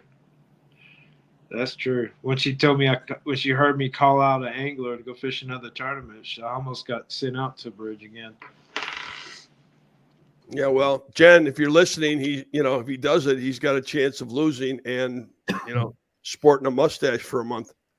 No, I told you that I will not be doing that in this particular challenge. We'll do something, but it's not going to be the stash thing. That was Alex. I'm glad he. No, that was Alex. We have the. In fact, I think Bryan, I sent you that video, didn't I? To back it up. The video clip of him. the video clip of Alex calling you out as far as the mustache thing? Yes. We wanted to have the proof just in case he tried to back out. Yeah, I did a quick I'm not little backing reel. out. I did a quick little reel last night, but I'm gonna really work on a good one that's kind of comparable to that reel. But it's gonna be about 3 or 4 minutes long. It'll have all the call outs in it, video proof, videos of the stash, the real stash. It'll take me a minute. I know we got some stuff coming, some video. It's just the gift that keeps on giving, brother. Yeah. I mean, we got to – and again, after the tournament was over, I felt like he didn't deserve to be smack talk. But now that this got cold, I'm going to do a little smack talking. A little bit, Alex, not much. I think this is it right here. I should have never. You got to give him credit, though, Bryan. He was confident. I was confident too, and he liked to. I'll tell you how confident I was. Bad news. I just put the cover on. I'm heading south. Game over for you. No more Cat Master, Dragon Master. There's no more Master anything. It's all done. It's all over with. I don't want to hear about it anymore. Come Saturday afternoon. It's done. Again, you know what? I'm going to make a bet with you right now. The loser has to wear a mustache the next 2 months. You want to take that bet? I'm talking a solid, nice mustache. You got to shave the rest. You in for that? Yeah. I'm confident. I don't think you are. So we'll see. Yeah. Wow. I'm talking a solid mustache. Yeah. Good night. Kind of regretting that, aren't you, Alex? It's all fun, man. I mean, seriously, this was some of the most fun I've had in competitive. The one-on-one, you know what I mean? It wasn't 10 people. It was, I'm either going to win or I'm going to lose. The look at hands down, one-on-one is a home run because it's first of all on my end, it's production-wise, it's easy, much easier to administer. And I think that it really kind of highlights the two anglers and their talents. And, and if you got multiple people on there, it just kind of skips around. And I don't think you're able to concentrate. Just look at Bryan's face. He's still in shock that he won. Yeah. I don't think so. I was thinking about, what I was going to say is I don't like being cocky, but I was pretty confident in the fact that I was going to go to Natchitoches and kick your ass. That I started videoing my trip as soon as I got in the truck for my 7-hour journey.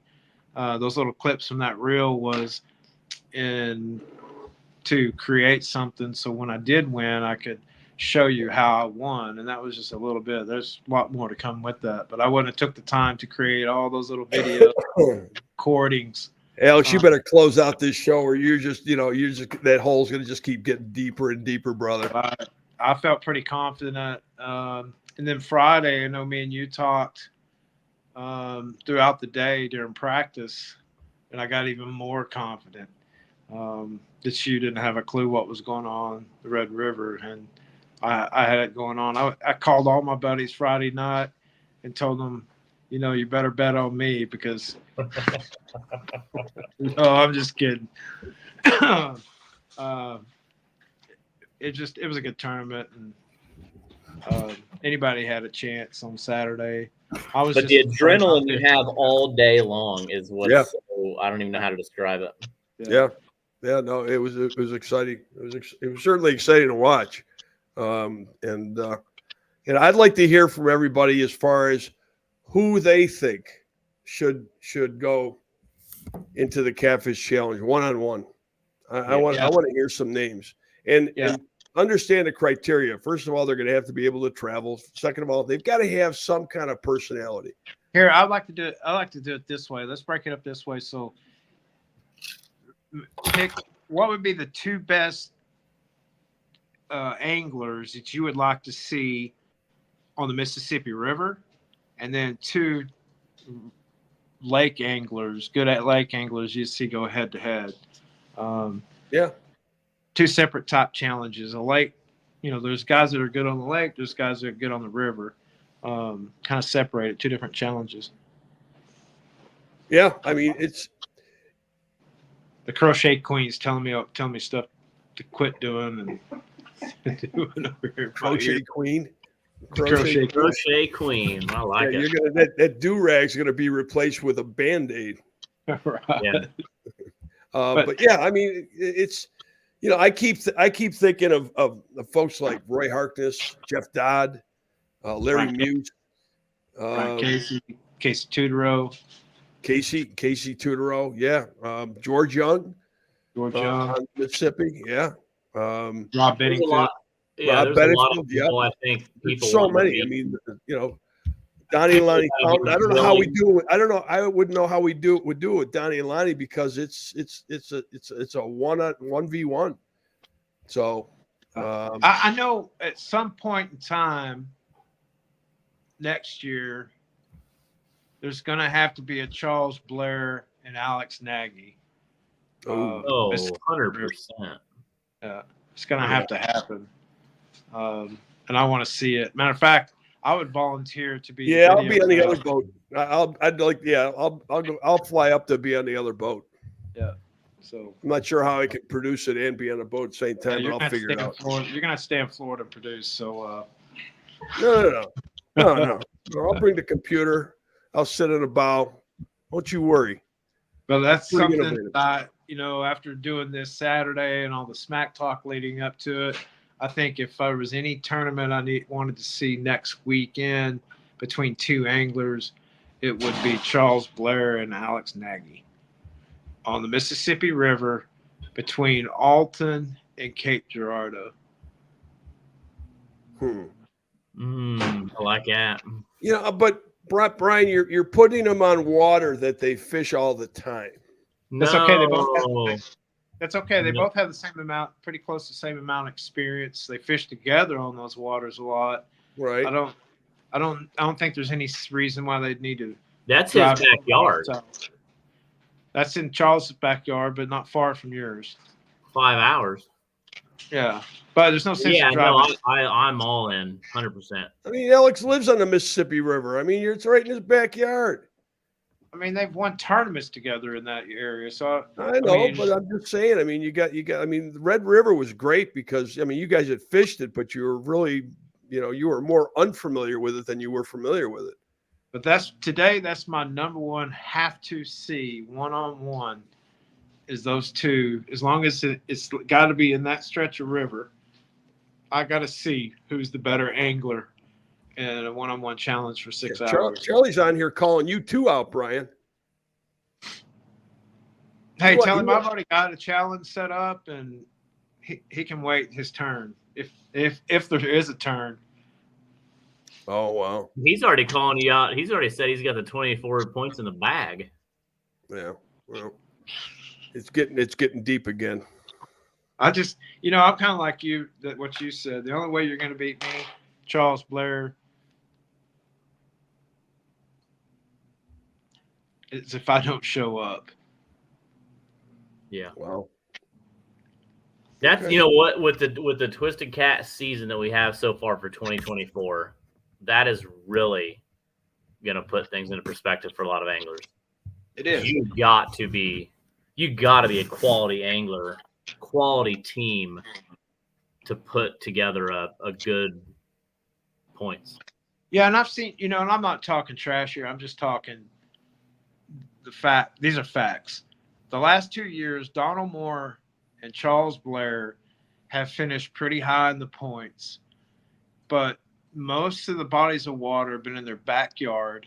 Now that you've kind of spread out a little bit, got off the Mississippi River, the pacifiers are going to have to come out, and they're going to have to compete with some anglers that are good on these bodies of water like lakes. And I don't want to bring up Ouachita and how you finished in Ouachita. You didn't show up to Keystone because you were scared. So that's where I'm looking at. I think, the competition anglers that are going to come up and are going to put you in the lower bracket of finishing in points, it's not going to help you. You better watch out. There's also, I want to bring, there's also other guys out there that, Steve Hearn, for example, or Jamie Barsley. those guys on the Mississippi would be interesting. Yeah. Charlie Crook. Yeah. He's another one. I'm thinking of people that have great personalities that have experience on camera as well, because you're going to go 6.5 hours. You're going to have to be talking, a lot. You've got, as much as you're competing, and I don't know that Charlie. I mean, Bryan, if you remember during the live and Glen, that I put us on some good fish that tournament, MRM, and Charlie lost it, threw the rod down. Oh, I heard him in the live feed. I heard him going fit. You can go back and see it. That was live on the water. We did an MRM. That morning we put in at Greenville, and he begged. He said, "We got to go to Vicksburg." So we ain't going to Vicksburg. I said, we got good fish. Let's go fish, put bait in the water, keep it in the water, and worry about that. And like 3 hours in is when he threw that rod down hard. You remember that on live? I mean, you can ask Coy, the Alton Classic. I think it was Austin, not the Alton Classic. Yeah, it was Alton Classic this year. About 1:00 in the afternoon, Charles had sold his house, his boat. He was talking about selling all of his rods, moving to Alabama. That's how. I do remember him saying that. He didn't catch. Yeah, his backyard. Literally his backyard. Are you suggesting that if he doesn't win or if he's having a bad day, he's going to throw a temper tantrum and go home? No, but he's going to probably try to sell his house and everything in the area and leave. Yeah. You think? Oh, yeah. It's I mean, you have to settle him down, or he was selling his business. He was selling his business too. Business called him real estate agent before he even got to the ramp. I'm serious. He had an absolute meltdown. Absolutely. Okay. Well, you know what? We all have our days, right? Go ahead. Yeah. Tell Bryan he is getting called out. By me, no matter what, he better show up.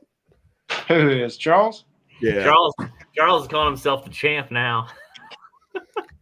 Yeah. I remember 3 or 4 years ago when he first showed up at the trail. This is hilarious. We were in Fort Madison, and he just JT Ray. Half hour later, right by the boat ramp, all day. I mean, he had to get gas. Cruz. Charlie Cruz.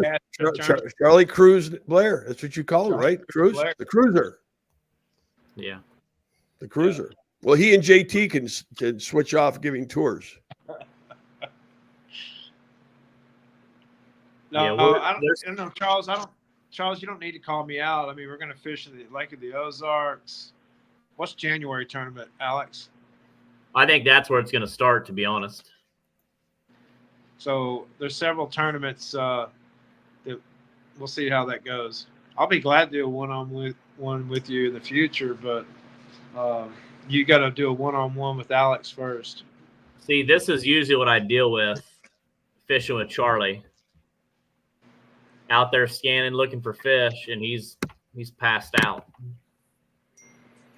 Wow, there's just a lot of stuff hitting the fan tonight. He's out. Is Charlie actually watching? I don't know. He's probably out driving around. Hey, how's that crocheting coming along, Bryan? Is the shark done? It looks like a shark. We've been working on a new logo for Charlie Cruz. Charlie Cruz. What time is it, y'all? 9:40. I got to get off and get to bed. But hey, Charlie, I'm not in charge of this broadcast. So if you want to get into the broadcast, you got to talk to your buddy Alex that you blew off and bet on Bryan. So terrible. I'm telling you, man, he threw you under the bus. He bet against you. He bet against you. Not only did he bet against you, he won. I know. Everybody went to bed. So again, awesome time this weekend, Bryan and Glen. And Glen, thank you for doing it. It's a ton of work, and you did a ton of work. Thanks to you. Oh, we all did. We all did. Thank well, you. Thanks for everybody that tuned in to watch. Yeah. Couldn't do without you. More stuff coming. It looks like Bryan and Mike will be next. But New Year's Eve weekend, Lake of the Ozarks 2023. The last 23 event, but the start of the 2024 season. So yeah, last event of the ACA Alliance for the year. Yep. All right. Well, I'll see you. I'll shoot for going live Wednesday night. Man, I just had like a glimpse of me with a mustache. Can't wait to see it. And doing this mustache live Wednesday night. Is it mustache or mustache? Stash. Yeah. MUSTACHE. I just like the mustache. Mustache. All right. Good to see you guys. Stash. Just call it a stash. Thanks, everybody, for watching. Have a wonderful rest of your week. And we'll see you Wednesday night. Get signed up for 25% off Rig Wrap. Get over there, rigwrap.com. Good one, Glen. I love it. Love it. All right. See you guys. See y'all. Good night.